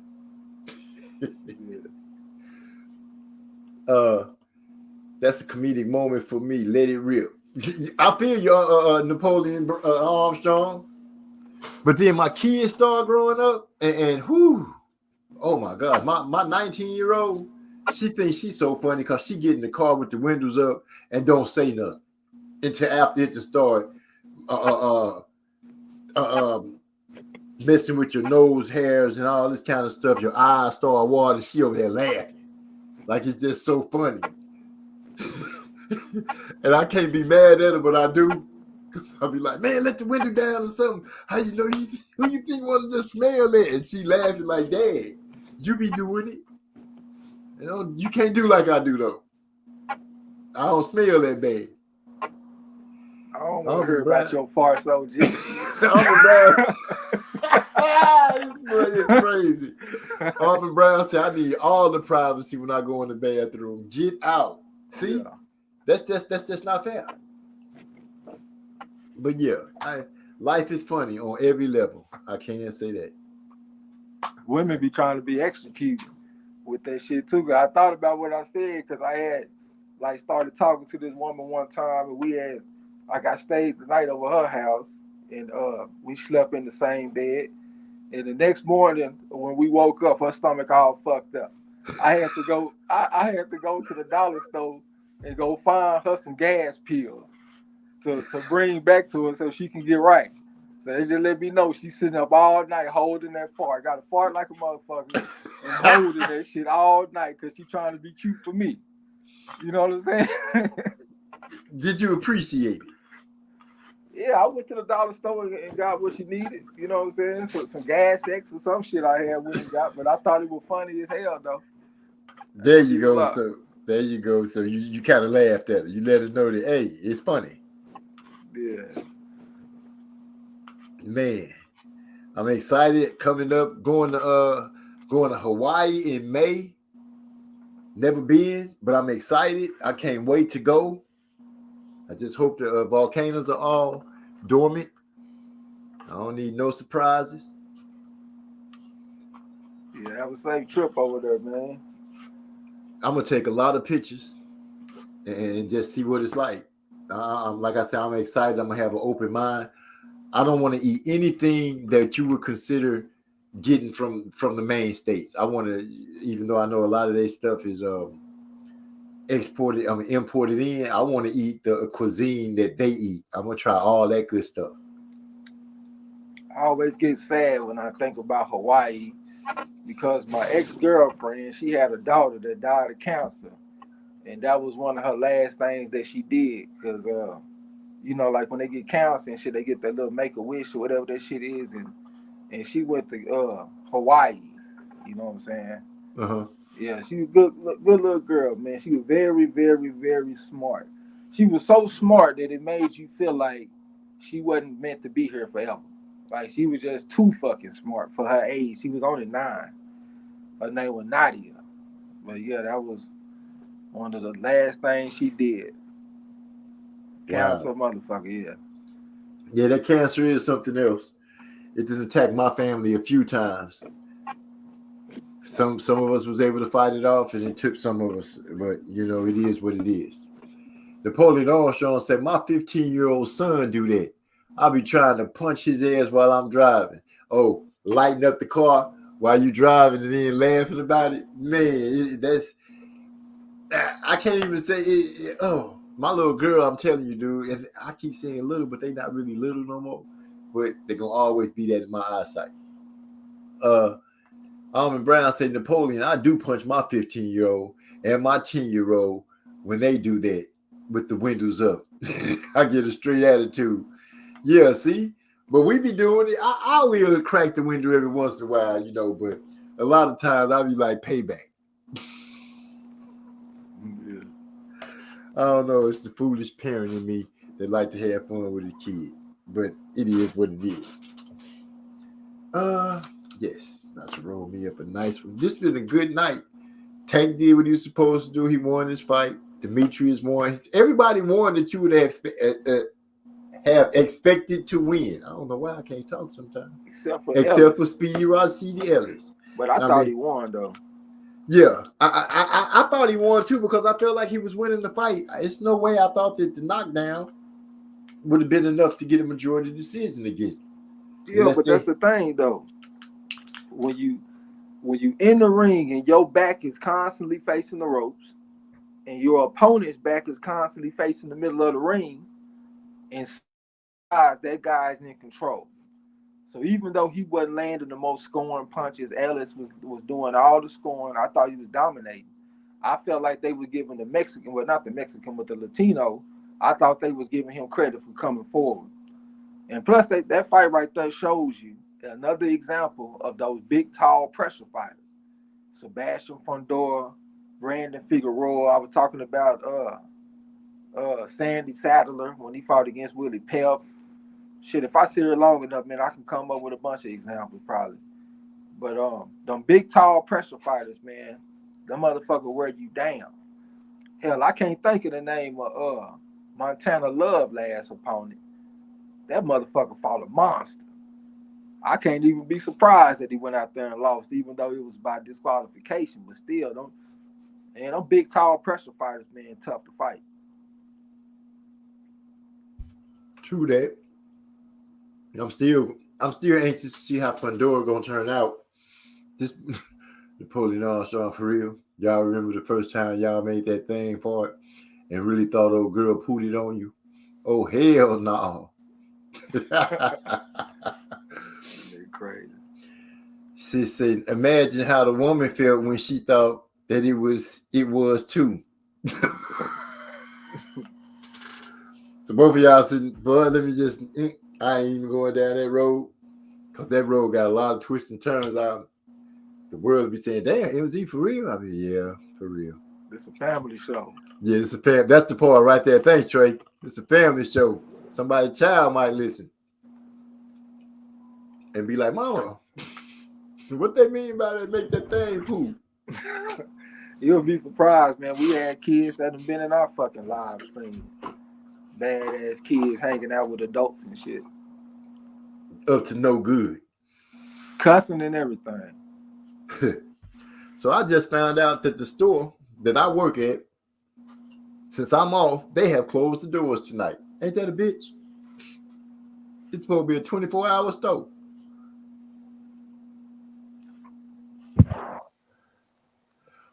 I was too through for like 5 minutes. Then I was like, oh, and made it do it again. So you had to actually think about it, what was going on when you rookie. That's all I can say about that rookie. You have to make sure the coast was clear first. I guess. First of all, the thought of stopping to see what was going on is always, to me, a no-no.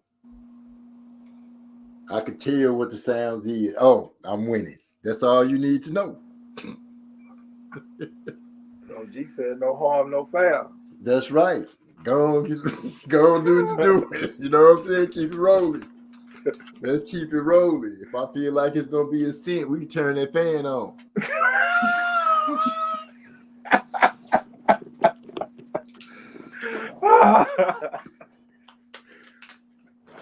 You know what I'm saying? We call the timeout throwing flags on the plate for the wrong shit.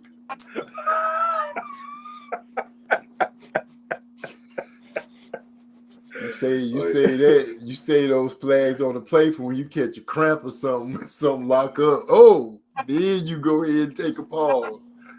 But other than that, everything's everything. Yeah. Well, you're a damn fool. He said, that's how they got here. Take y'all asses to sleep. No, well, I ain't worried about no more. My 5 is here, grown. I think I was straight. I don't know what I would do if my wife was like, "Oh, baby, we pregnant." What? That's why you have got 5 kids. You ain't taking no shorts, no losses. None. I'm gonna say that real quick right now. Represent none. We ain't taking no shorts. Matter of fact, I sat there and looked at my oldest girl, daughter playing as a baby one day, turning the fan on though. MZ. Make it work. No, you turn the fan on and had the fan blowing out.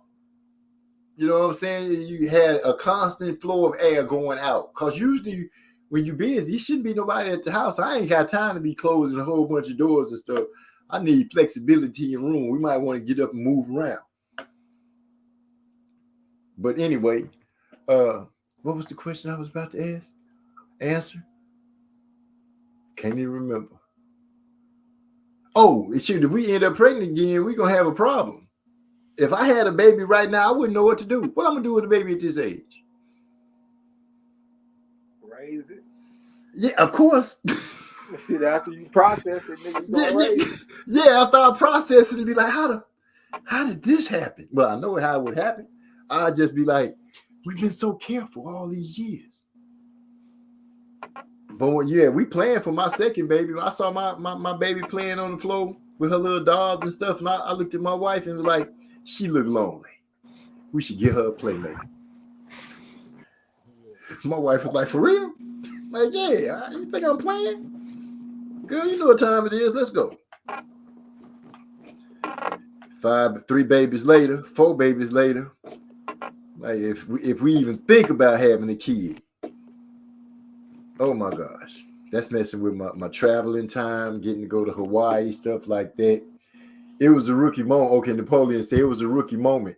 I said the first time it happened, had to process it. Okay, I feel you. First time it happened. The first time I dunked, I didn't have to stand there and look and say, "Oh man, I dunked." I kept it moving.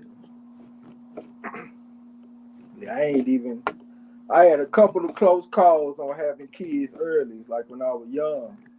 I used to be praying to God, please let this girl not be pregnant, man. I ain't gonna put myself in this position again. Just get me out of this one. But man, I swear I'm an expert on not getting a woman pregnant. I literally could teach college courses on how not to get a woman pregnant. Like I'm an expert on that shit. That's why I'm damn near 40 and don't have no kids. Nigga, I am square business. I feel you on that. All my babies is from the same wheel, so I ain't got nothing against the kids. I love the kids. I don't mind if a woman have kids. I done had a relationship with a woman that had some boys. That was some of the most fun that I ever had. Going to all their football games, got them doing push-ups, got them doing a little bit of boxing and basketball games, all that kind of shit. That shit was fun. I just never really had the urge to want any of my own. Right. Maybe something different will happen one day, but for right now, I can't see it. I feel you. I always knew I wanted babies. I always knew that. I dated a few females before me and my baby got together, which wasn't a lot. And a couple of them had some children. And that guy kind of sold me. It was nice to deal with them, but it was a saddening thing because they wasn't mine. And I always, I've always had this thing that, well, I don't date no more, but when I would date, I had this thing that I would date a girl that had a child, but I would kind of let her know that, me and you ain't really finna go like way down the line with this, because by right, somebody always in my business because you got a baby by them. If they ain't dead or locked up, I always got to deal with that person. I was that guy. So, yeah. I had to find my own wishing well to produce my own carbon copies.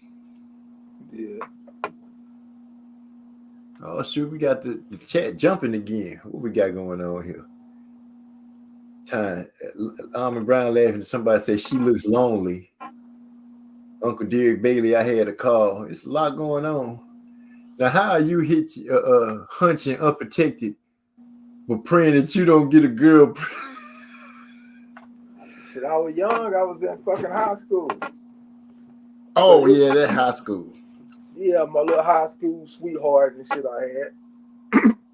I just had one girlfriend pretty much in high school, like that I consider my girlfriend anyway. I talked to chicks and all that kind of shit, but I had one that was special to me, my little high school sweetheart. That's what I'm talking about. Okay. Yeah, I'm married to my high school sweetheart. She roped me in. Wouldn't let me get away. Yeah. Almond Brown. Oh no, that's Napoleon. Say I brought 3 into the world in 11 months. Period. A son. Then 11 months later, twins. Same lady. You know, I was shooting for some twins, Napoleon Armstrong, every time we got pregnant, except for the first time. The first time I wasn't really shooting for that. But the second time, you know, I was always saying, it sure would be nice if we had some twins, huh? But then I started meeting people that had twins. And I seen how it go, and I was like, no, it's pretty good we didn't have no twins, because those twins synchronizing crime, using the bathroom, everything. That was just a little too much. Can you imagine double diaper duty? Man. Wicked. And I've been peed on a lot by my kids. I was about to say, nigga, we don't want to hear about your golden showers. Whoa. These wasn't no golden shower. It's more like a hot spring.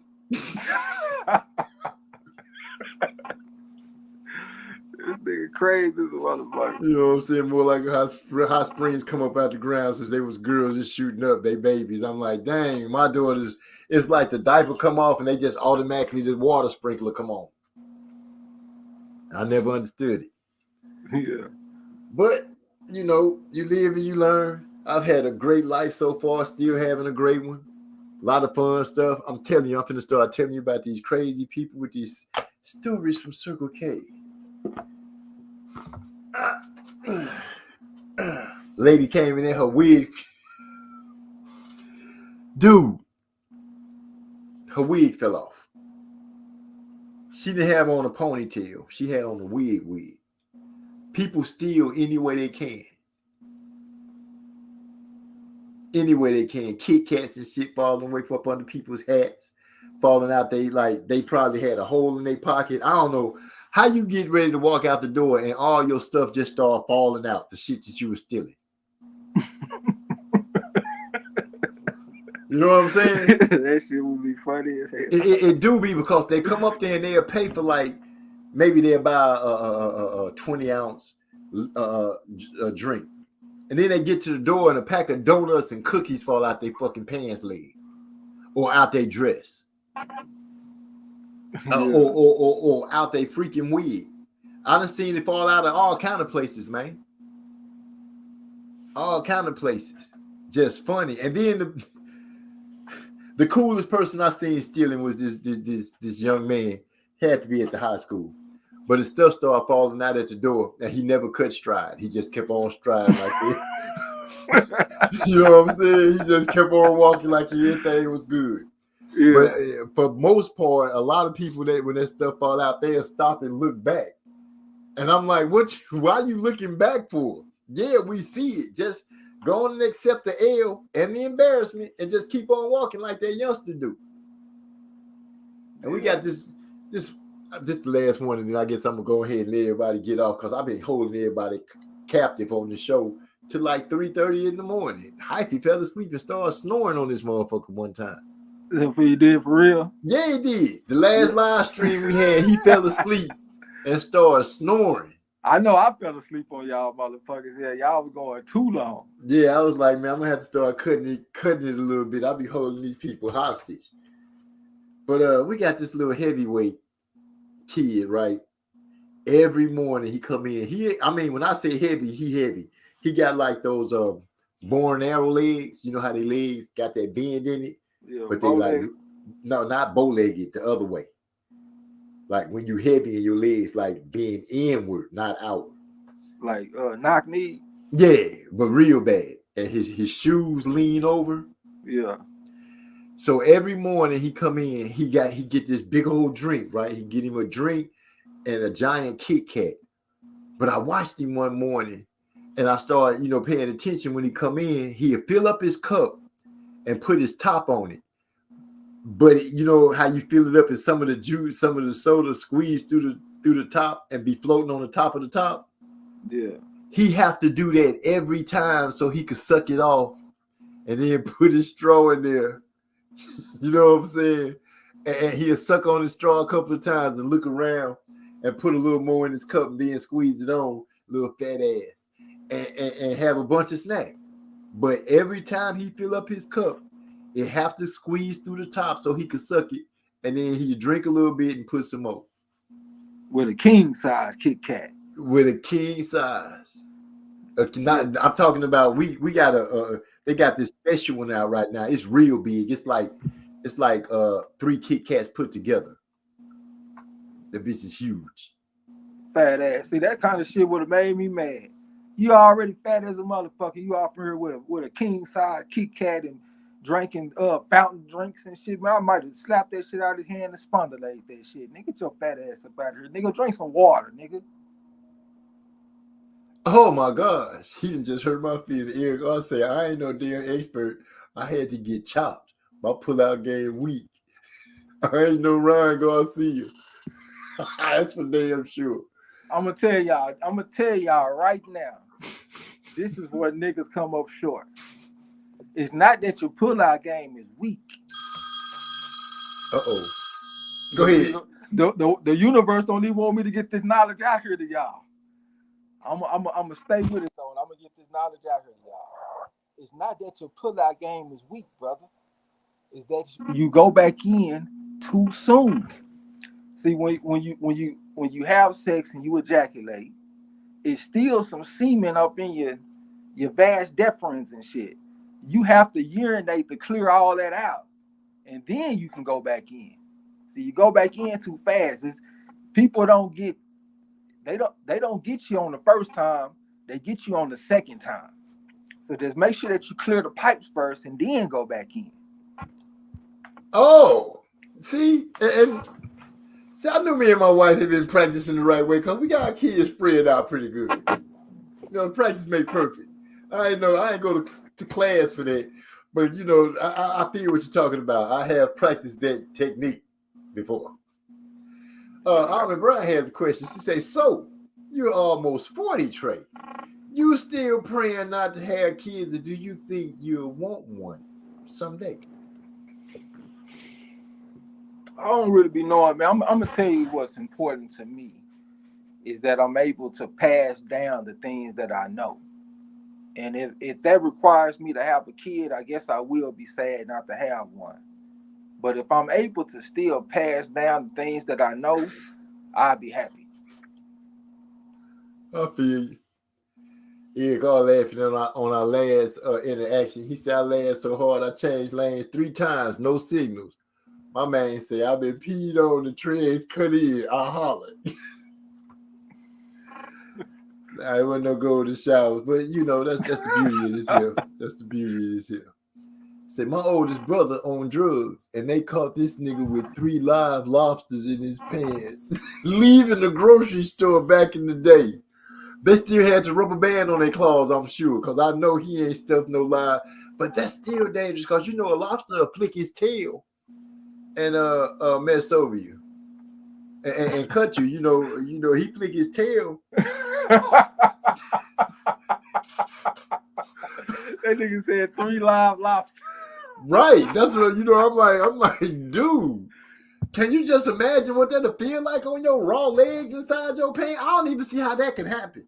And I'm thinking the big lobsters too. How big was the lobsters? The crawfish size? Nah, lobsters. Damn, 3 of them? He must have really been hungry. He did mention that he was on drugs. So Yeah, I was about to say he not getting that to eat. He trying to sell that shit. like where I come from, the gambling shack is a big part of the community. Like as far as the black community. Like when you go to the gambling shack, everybody stop by the gambling shack. And sometimes people stop by to sell shit. So like, let's say we go to the poker game or something, they hold a poker game at the gambling shack.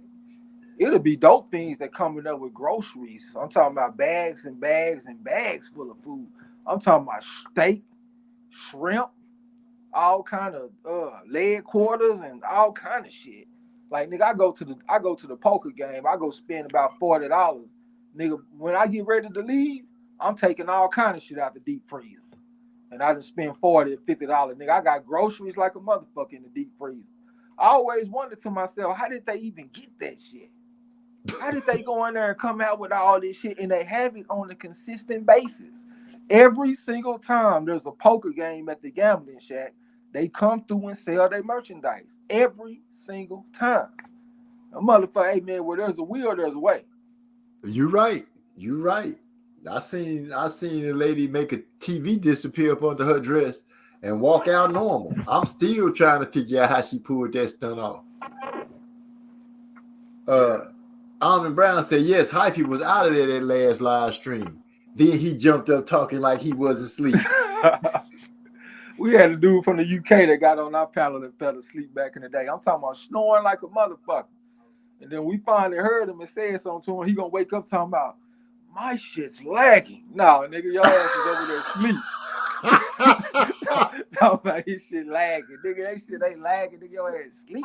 That man coming in with the built-in excuse. My shit's lagging. Dang. Said back when they had Hold'em, okay, he said cocaine is a hell of a drug. Back when they had him in the tank, luckily the claws were taped. But still, you know what I'm saying? I don't know, you know, a lobster, when they swim off by peeling their tail in. Well, if you look at their tail got like points in all the sections that where it being dead. I remember having when I used to cook, we used to take this like stick a piece of bamboo and stick it through their tail and let it trail down the back to keep it from curling up when you steam it. That's how they keep the lobster tail straight when it comes to your table.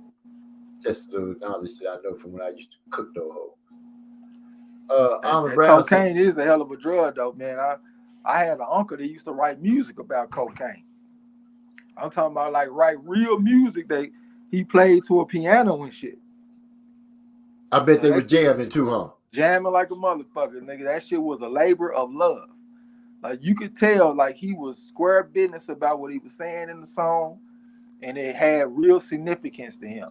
Like he making this song, and he would talk about how the shit made him feel like an angel and all this kind of shit. Like he was square business. So yeah, that cocaine is a hell of a drug, man. Yeah, a lot of you find a lot of music stars that do their best work when they were in that altered state of mind. A lot of them. Not me. I really just give me some weed, some Stella Rosa, and I'm good. I don't need motherfucker legend. That motherfucker went to the dice game with 50 Cent one time and left with $1,500. What? No, I got quiet so I could let that shit sink into your head.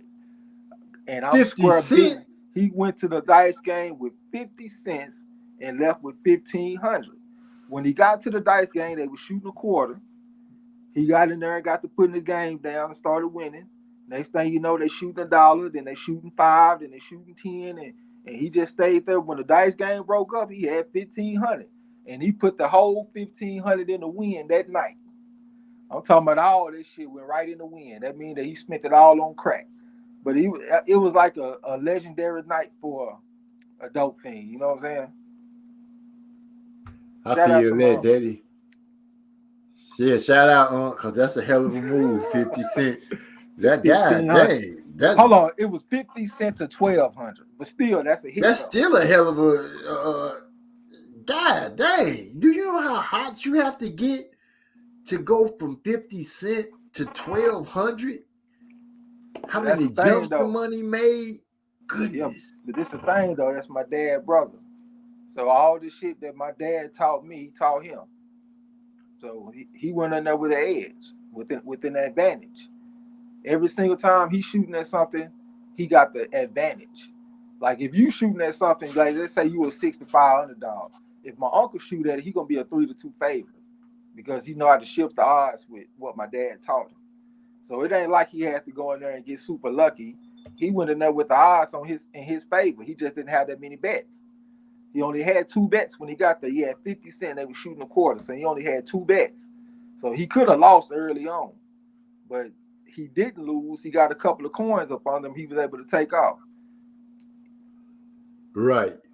That's a short movie. And that shit went straight to the win.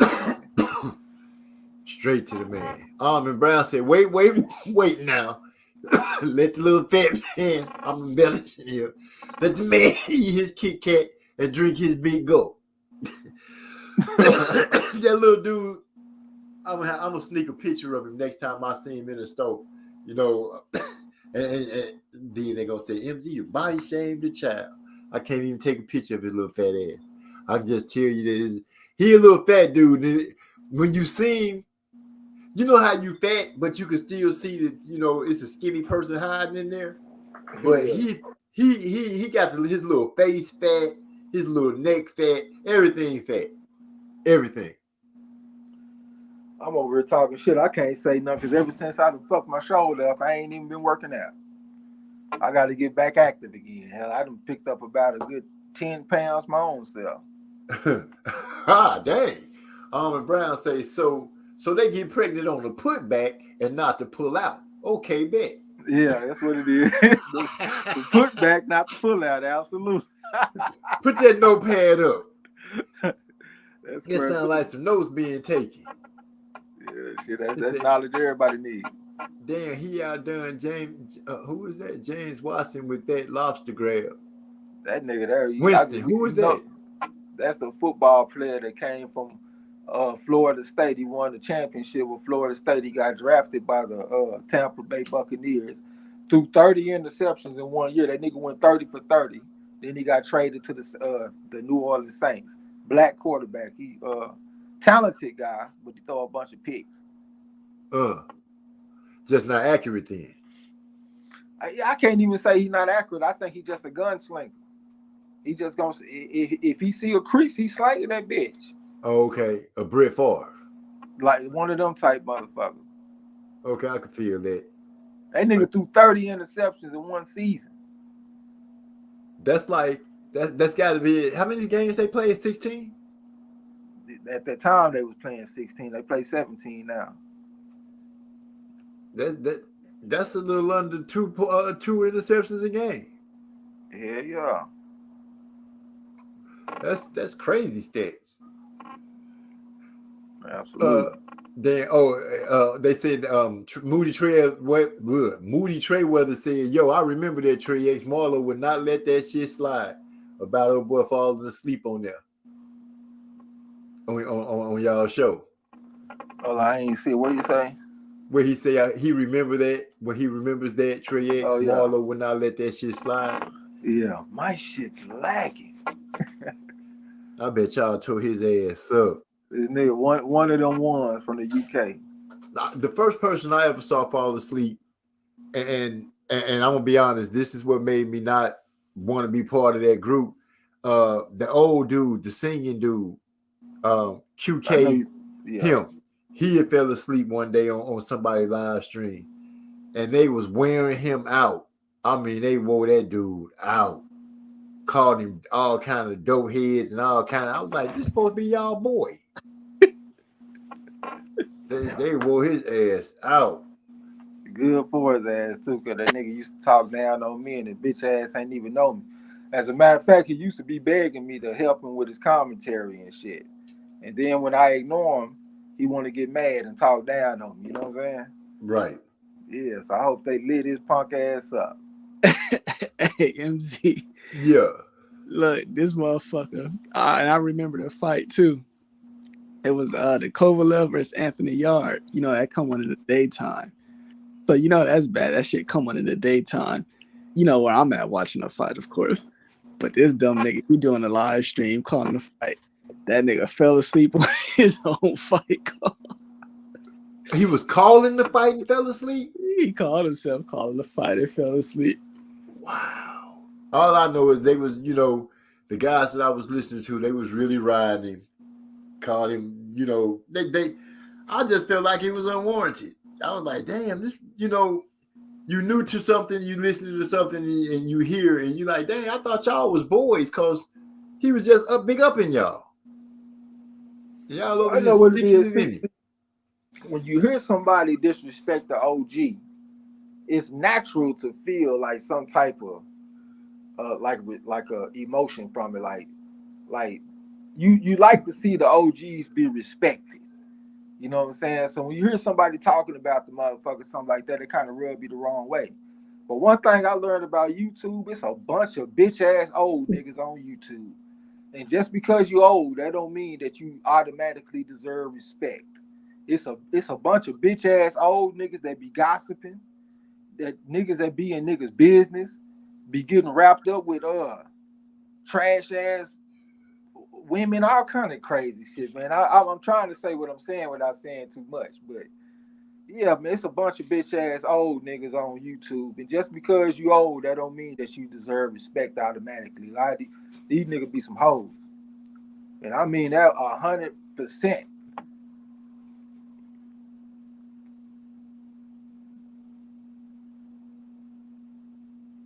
Oh, where that motherfucker go? I ain't even know he was gone. He done disappeared. It's just me and Hyphy in this motherfucker. Okay. I'm here. Yeah. I was trying to scroll up the chat and hit the wrong button and kick myself out the studio.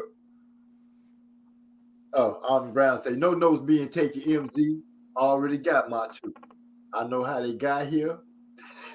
That's for Trey and folks who were trying not to have kids. I feel you, sis. I feel you. I got my 5. I don't need no more. I got one for every finger on one foot.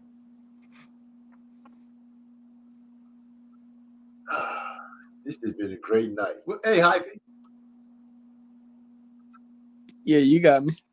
Did you I don't know, I'm gonna just throw this out to everybody. So let me make sure I get this right. Y'all know Marjorie Taylor Greene, that lady that's in the Congress. Real mean white lady, borderline racist, if not racist. That's what people say anyway. But anyway, she did this video because they just got somebody elected. And she did this video walking out, showing that she got bravado and stuff like this to steal Dre, Dr. Dre music.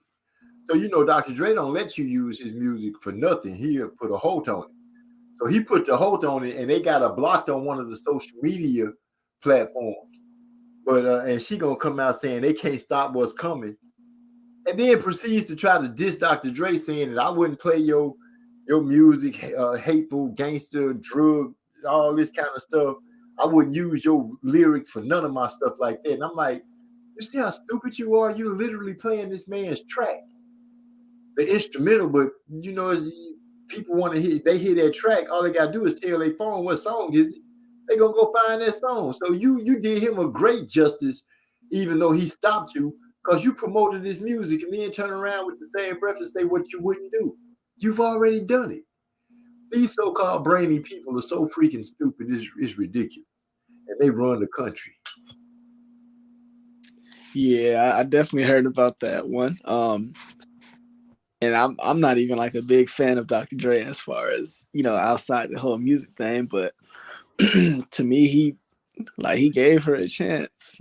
At first he told her, he asked her to stop using his music because she didn't have the copyright.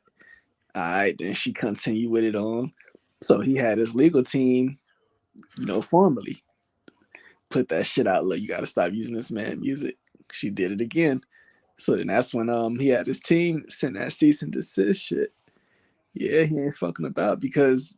Yeah, taking that nigga shit, and he just don't want you using this shit. Right. You steal the intellectual property. That's what that means. Music is intellectual property. The lyrics to the song, a book, all that stuff. You sitting there plagiarizing that man or using that man's stuff without his permission. But that's how they do us. That's how they do. Speedy Rashidi just couldn't stay away from the man. Didn't do enough to win the fight. Tall pressure fighter push him around like Fundora. And now we're sitting around waiting because what's the next fight? Because Charlo hurt. What's next up on deck? We got a good heavyweight fight this weekend. I'm gonna call that shit if I can. Oh shoot. Let me make sure I have my headset ready so I can listen. This shit's so fucking frustrating that it's hard for me to promise that I'm gonna do it because I want to call the Tank Davis fight. Tank Davis fights are always high energy fight calls on our channel. Like we done got some of our most views on Tank Davis fight. Matter of fact, the most views we ever got on the live stream were 40,000, and that was one was the Tank Davis fight, and the other one was Pacquiao versus Thurman. So Tank Davis always is good for our channel. We couldn't even call that shit because my audio situation. Like just for this shit right here, nigga. Do you know how much trouble I went through sitting up here fucking with this shit, plugging it in, taking it out, getting some other shit, plug it out with the end to see if that shit worked, taking it out. Let me see if this other one and just rotating that shit until it finally came through the speakers and it started working. So I would like to promise y'all that I'm called to fight this weekend. All I can say is I'm gonna try my best, man. I hope this shit works. But right now it sounds good. It's loud enough, clear, hear everything. Once I get to this point, I'm good. The problem is making the shit come through my headset. Okay. That's the problem. Once it start coming through my headset, I'm good. But getting to that point is the problem. Eric Clark said these entitled racists love doubling down. They're gonna always do that. But it's a good fight though. We got FL Jogger versus Stephen Shaw. We made some money on Stephen Shaw because we took him by decision over Rodell Booker. And he went out there and handled that business for us. That was like maybe 2 months ago or something like that. But he about to go fight FL Jogger. So we got a 3.5 going against a 4. FL Jogger is a 4. Shaw is a 3.5. He a several-time national champion. FL Jogger is an Olympian. This guy, Stephen Shaw, was a late-minute replacement, though. For the most of the time, they had a Jogger fighting against, I can't remember. But they replaced him with Stephen Shaw, and that's an even tougher opponent. FL Jogger went from being a favorite to being the underdog. I can't remember who he was fighting at first, but he was a favorite. And now they got him like at plus 105 underdog to this Stephen Shaw guy. It's going to be a very interesting fight, man. I think it's going to be a good action, a good card. It's a top rank card. What's Shaw's defense? What's his defense like? Nigga, you got a boxing channel. You need to know. So that's a question I'm asking myself because if I'm gonna go and look at him and see what kind of boxer he is. Because if he's a move around boxer that keep his head off the line, he could beat FA.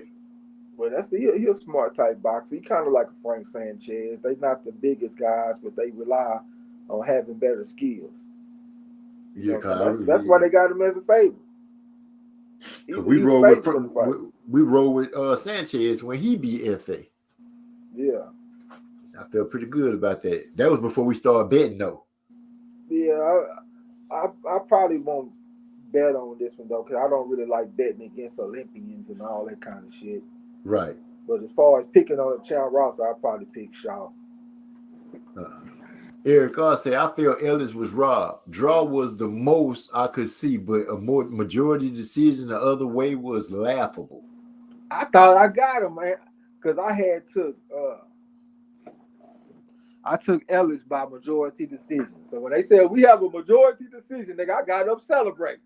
I just knew I had me a bonus. And it's going the other way. Name. Yeah, the wrong fucking name. Ball was hot as hell. I need to get one more bonus too because me and Marlo tied up. If I wouldn't have listened to this ghost smelling motherfucker hyphy, I would be ahead, and I would be the favorite to win the money. But me and Marlo, we tied up and shit because I got fancy. So I need one more bonus so I can win that little money. I feel you. Armin Brown, good night, sis. She said, I enjoyed y'all. I'll be listening from the clouds. A sister has to get up for work in the morning. Blessings. Pray before you lay and pull out. Good night. Appreciate you coming through supporting OG. Sure do. I'll be going to the the Sunday services listening on the replay because I'll be not waking up early enough. I'll be enjoying hello going ons over there. D'Lo said FA he was supposed to fight Rivas. Yeah, Oscar Rivas. That was shit. He a lot bigger than Rivas, man. That's probably why they had him as a favorite. But now the odds done flipped. He went from being the favorite to now he the underdog. I gotta go and look at it and see what's up. Well, it's about 12 o'clock. Unless Hyphy, you got something to say? Like I said, I want to make sure I let everybody go early enough instead of holding us hostage to 3 a.m. When I saw that, I was like, God dang, we be going at it like that. Nah, hey, it's kind of funny because like I'm over here listening to the show. How the fuck? I'm just so cool listening to the show. I didn't forgot I'm on the bitch. That's why I'm most this bitch. What you over there smoking on? But nah, I'm straight, man. You go ahead and hit us with one of them tracks whenever you're ready. Yeah. Okay. I go, man. Appreciate you letting me get on the panel, OG, like always. Appreciate everybody that come through to support. I'm gonna try my best to call this fight this weekend, man. I'm gonna try to get my audio situation taken care of once and for all. But I'm gonna try to call the fight this weekend. It should be a pretty decent fight. FL Jabba versus Steven Shaw. Y'all come through and check it out. But I ain't gonna talk y'all to death, man. Much love to everybody. Square business. Well, as always, it's a pleasure to have you guys come through and kick it with me. I'm gonna say goodbye to everybody. Y'all chill and have a good one. I think I'm gonna just take us out on the instrumental and see where it takes me to after that.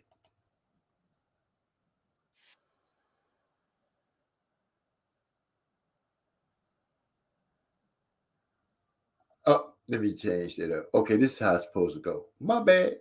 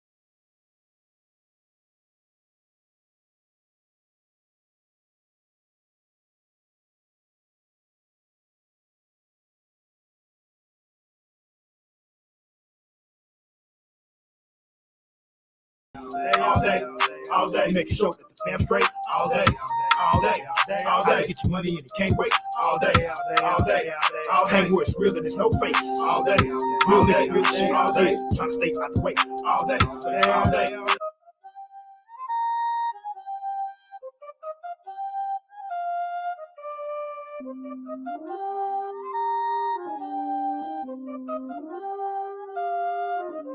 We go harder than concrete. Me and my bodies get smoked out. Ice chest full of beers. Cheers, this the dirty south. Fuck being down and out. We in this bitch trying to stay alive. Peace to you, my nigga. I see you trying to get your money. We set for life and I fuss with it. You make it show your fam straight. You don't break a baby. Standing up on all 10. All day, it's on again. Same day, same shit. All across the bitch, no matter where you live. Hold it down. Shout out across the southwest side. Make your time straight all day. All day, all day, get your money and it can't wait. All day, all day, all day, where it's real and it's no face. All day, real shit. All day, trying to stay out the way. All day, all day, making sure that the fam straight. All day, all day, all day. Get your money and it can't wait, all day, all day, all day. Hang where it's real and there's no fakes, all day. Real nigga, real shit, all day. Trying to stay out the way, all day, all day, all day. Making sure my family's straight. Doing what I do. Keep doing for my beats. Making sure my family eats. Saying little prayers. I'm glad I got to know ya. I'ma be here till the end. I'm the only master bride. Making sure that the fam straight all day, all day, all day. Get your money and it can't wait all day, all day, all day. Where it's real and it's no face all day, all day, real shit all day. Trying to stay out the way all day, all day, all day. Making sure that the fam straight all day, all day, all day. Get your money and it can't wait all day, all day, all day. Where it's real and it's no face all day, real nigga, real shit all day. Trying to stay out the way all day, all day, all day. I pray for my kinfolk and I don't sleep. They can't eat and they can't eat and I don't sleep. I make a way for my kinfolk. Guard dog up all night, making sure everybody sleep tight. Checking the perimeter with that thing on me, making sure that it's alright. I never leave my post alone, even if it means posting alone. I ain't talking about call, I'm talking about literally leaving my post alone. Some people live under the pressure. Oh no, not see. I'm gonna make sure that my family always equal up to me. Making sure that the fam straight all day, all day, all day. Get your money and it can't wait all day, all day, all day. Where it's real and it's no fakes all day, real nigga, real shit all day. Trying to stay out the way all day, all day, all day. Making sure that the fam straight all day, all day, all day. Get your money and it can't wait all day, all day, all day. Where it's real and it's no fakes all day, real nigga, real shit all day. Trying to stay out the way all day, all day. I got that retired money, so the fam is good. Bought a home out in the country, moved us out of the hood. The circumstances were bad, we converted to good. Every time they said I couldn't, I showed them I could. These haters plotting my downfall, I'm wishing you would. I'm 10 steps ahead of you, you back where I stood. Nigga, you should understand this boy don't play. Regardless of what you say, we bring that heat all day. Let go. Yo, yo, yo, yo, yo, yo, yo. When it comes to my lyrical thesis, don't be facetious. Calculate what you're going to say, aka speeches. You can play this message for everyone that it reaches. I snatch the pits from their cores, leave you with spineless speeches. I drop landmines like storming Normandy beaches. Wait while you recover, attack you while at your weakest. You a hypocrite like a sinner who always preaches. Talking about the Lord, but you really don't know who he is. We is judge and jury, fuck what your plea is. Stand trial, but see for a planet right where your feet is. Click the button, kaboom, blow you to little pieces. Have the courtroom smelling like burnt flesh and pieces. Jesus, ordering court, just calling recess. Trying to understand if you witness the shit that we just. Your people upset cause that shit was kind of egregious. I've been over the top ever since I was just a fetus. Yo, yo, yo, yo, yo, yo, yo, yo,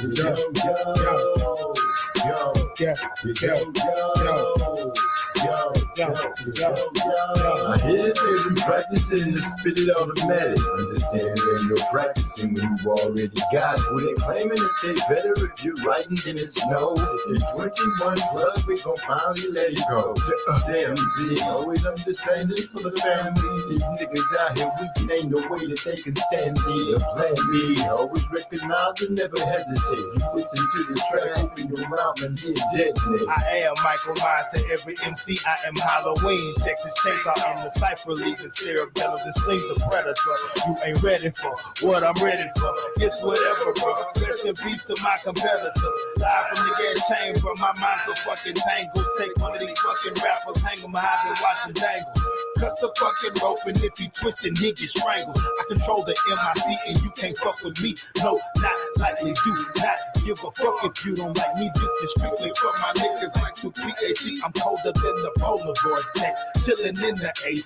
Mr. Freeze to my foes, that means you can't freeze what's already frozen. I got some good gas, that strong, smoking by the whole zone. I'm so fucking high, I roasted on top of the ozone. voice sounding whack as hell. Dr. Seuss, rhyme form, I form Voltron. Yeah, it's no demonstration here. Hits from the bone, taking hits from the hits. Driving optimist, crime jumping out the bumping shots out Megatron. Next time you speak like speak up, pussy bitch, use the phone. I use the phone, line like category 10. Cyclone, cause cataclysmic event. Board up your home, pyroclastic flow. No warning shots, it's on. Kill shot straight to the dome. Yeah, I'm on my Snoop Dogg. Block, climb to the ball. Stay back, way back. Call the hazmat. Chemical spill on the track. Bust the gas and air rags. Yeah, we came to party, leave the whole scene. Ransack, track tight, my run neck.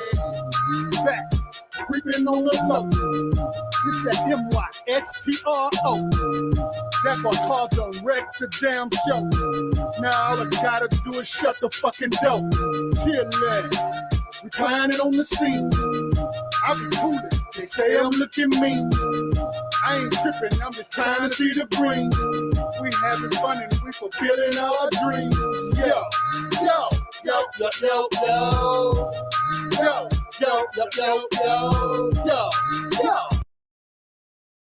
I don't worry about no problems, there's no problems worry me. I don't need to take a phone, the windows empty, way to see. I keep moving, always keep these people in your sight. I keep moving, you never know who's wrong or who's right. I don't worry about no problems, there's no problems worry me. I don't need to take a phone, the windows empty, way to see. I keep moving, always keep your eyes on the prize. I keep moving, you never know who's truly on your side. On rich folk and dead white boys, you know the dead ones get stacked up. When you walk into a strip club, tossing up while souls act up. Niggas look strange, I know a strange back. You got a problem, you don't really want that. That alcohol got you thinking, you walk in, don't make me just prove that. And I'm trying to let you make it, my nigga, just let it be. But that devil off up in you, so you gon' come fuck with me. Now I can make it home and you might not let there be new scripture. If you cross the line, I can guarantee that I'll let that be hit you. I don't worry about no problems, there's no problem worry me. I don't need no kids upon the windows empty to see. I keep moving, always keep people in your sight. I keep moving, you never know who's wrong or who's right. Worry about no problems, there's no problems worry me. I don't need no kids upon the windows empty to see. I keep moving, always keep your eyes on the prize. I keep moving, you never know who's truly on your side. I keep on moving like soul to soul. Penetration mind, let your conscience flow. Like water from the aquifer. Look you in the ocular and see that it's in the sea. For the Hennessy, take a sip. Know those typical clips on the tip. Got the mic with the front grip when I spit. Got bubbles like a little shit. Niggas killing me with the smoke shit that you hear. Ability to speak with clarity, it's so unclear. But I'ma need you to step your game up. Cause if not, you a trunk that's a lame up. I'ma call you super dead cause your game's up. Pack shit if you can be a name truck. What? Worry about no problems, there's no problem worry me. I don't need no tears upon the windows empty to see. I keep moving, always keep the people in your sight. I keep moving, you never know who's wrong or who's right. Worry about no problems, there's no problem worry me. I don't need no tears upon the windows empty to see. I keep moving, always keep your eyes on the prize. I keep moving, you never know who's truly on your side. Niggas killing me with the smoke shit that you hear. Ability to speak with clarity, it's so unclear. I said niggas be talking crazy, hold up, don't make them wait. I don't chase after hoes, I really make change, okay, let's get that straight. Back to the grill, when the niggas got beat, yes man, gon' bring your stage. By the time you realize we got a problem, then it's too late. Peace, we out.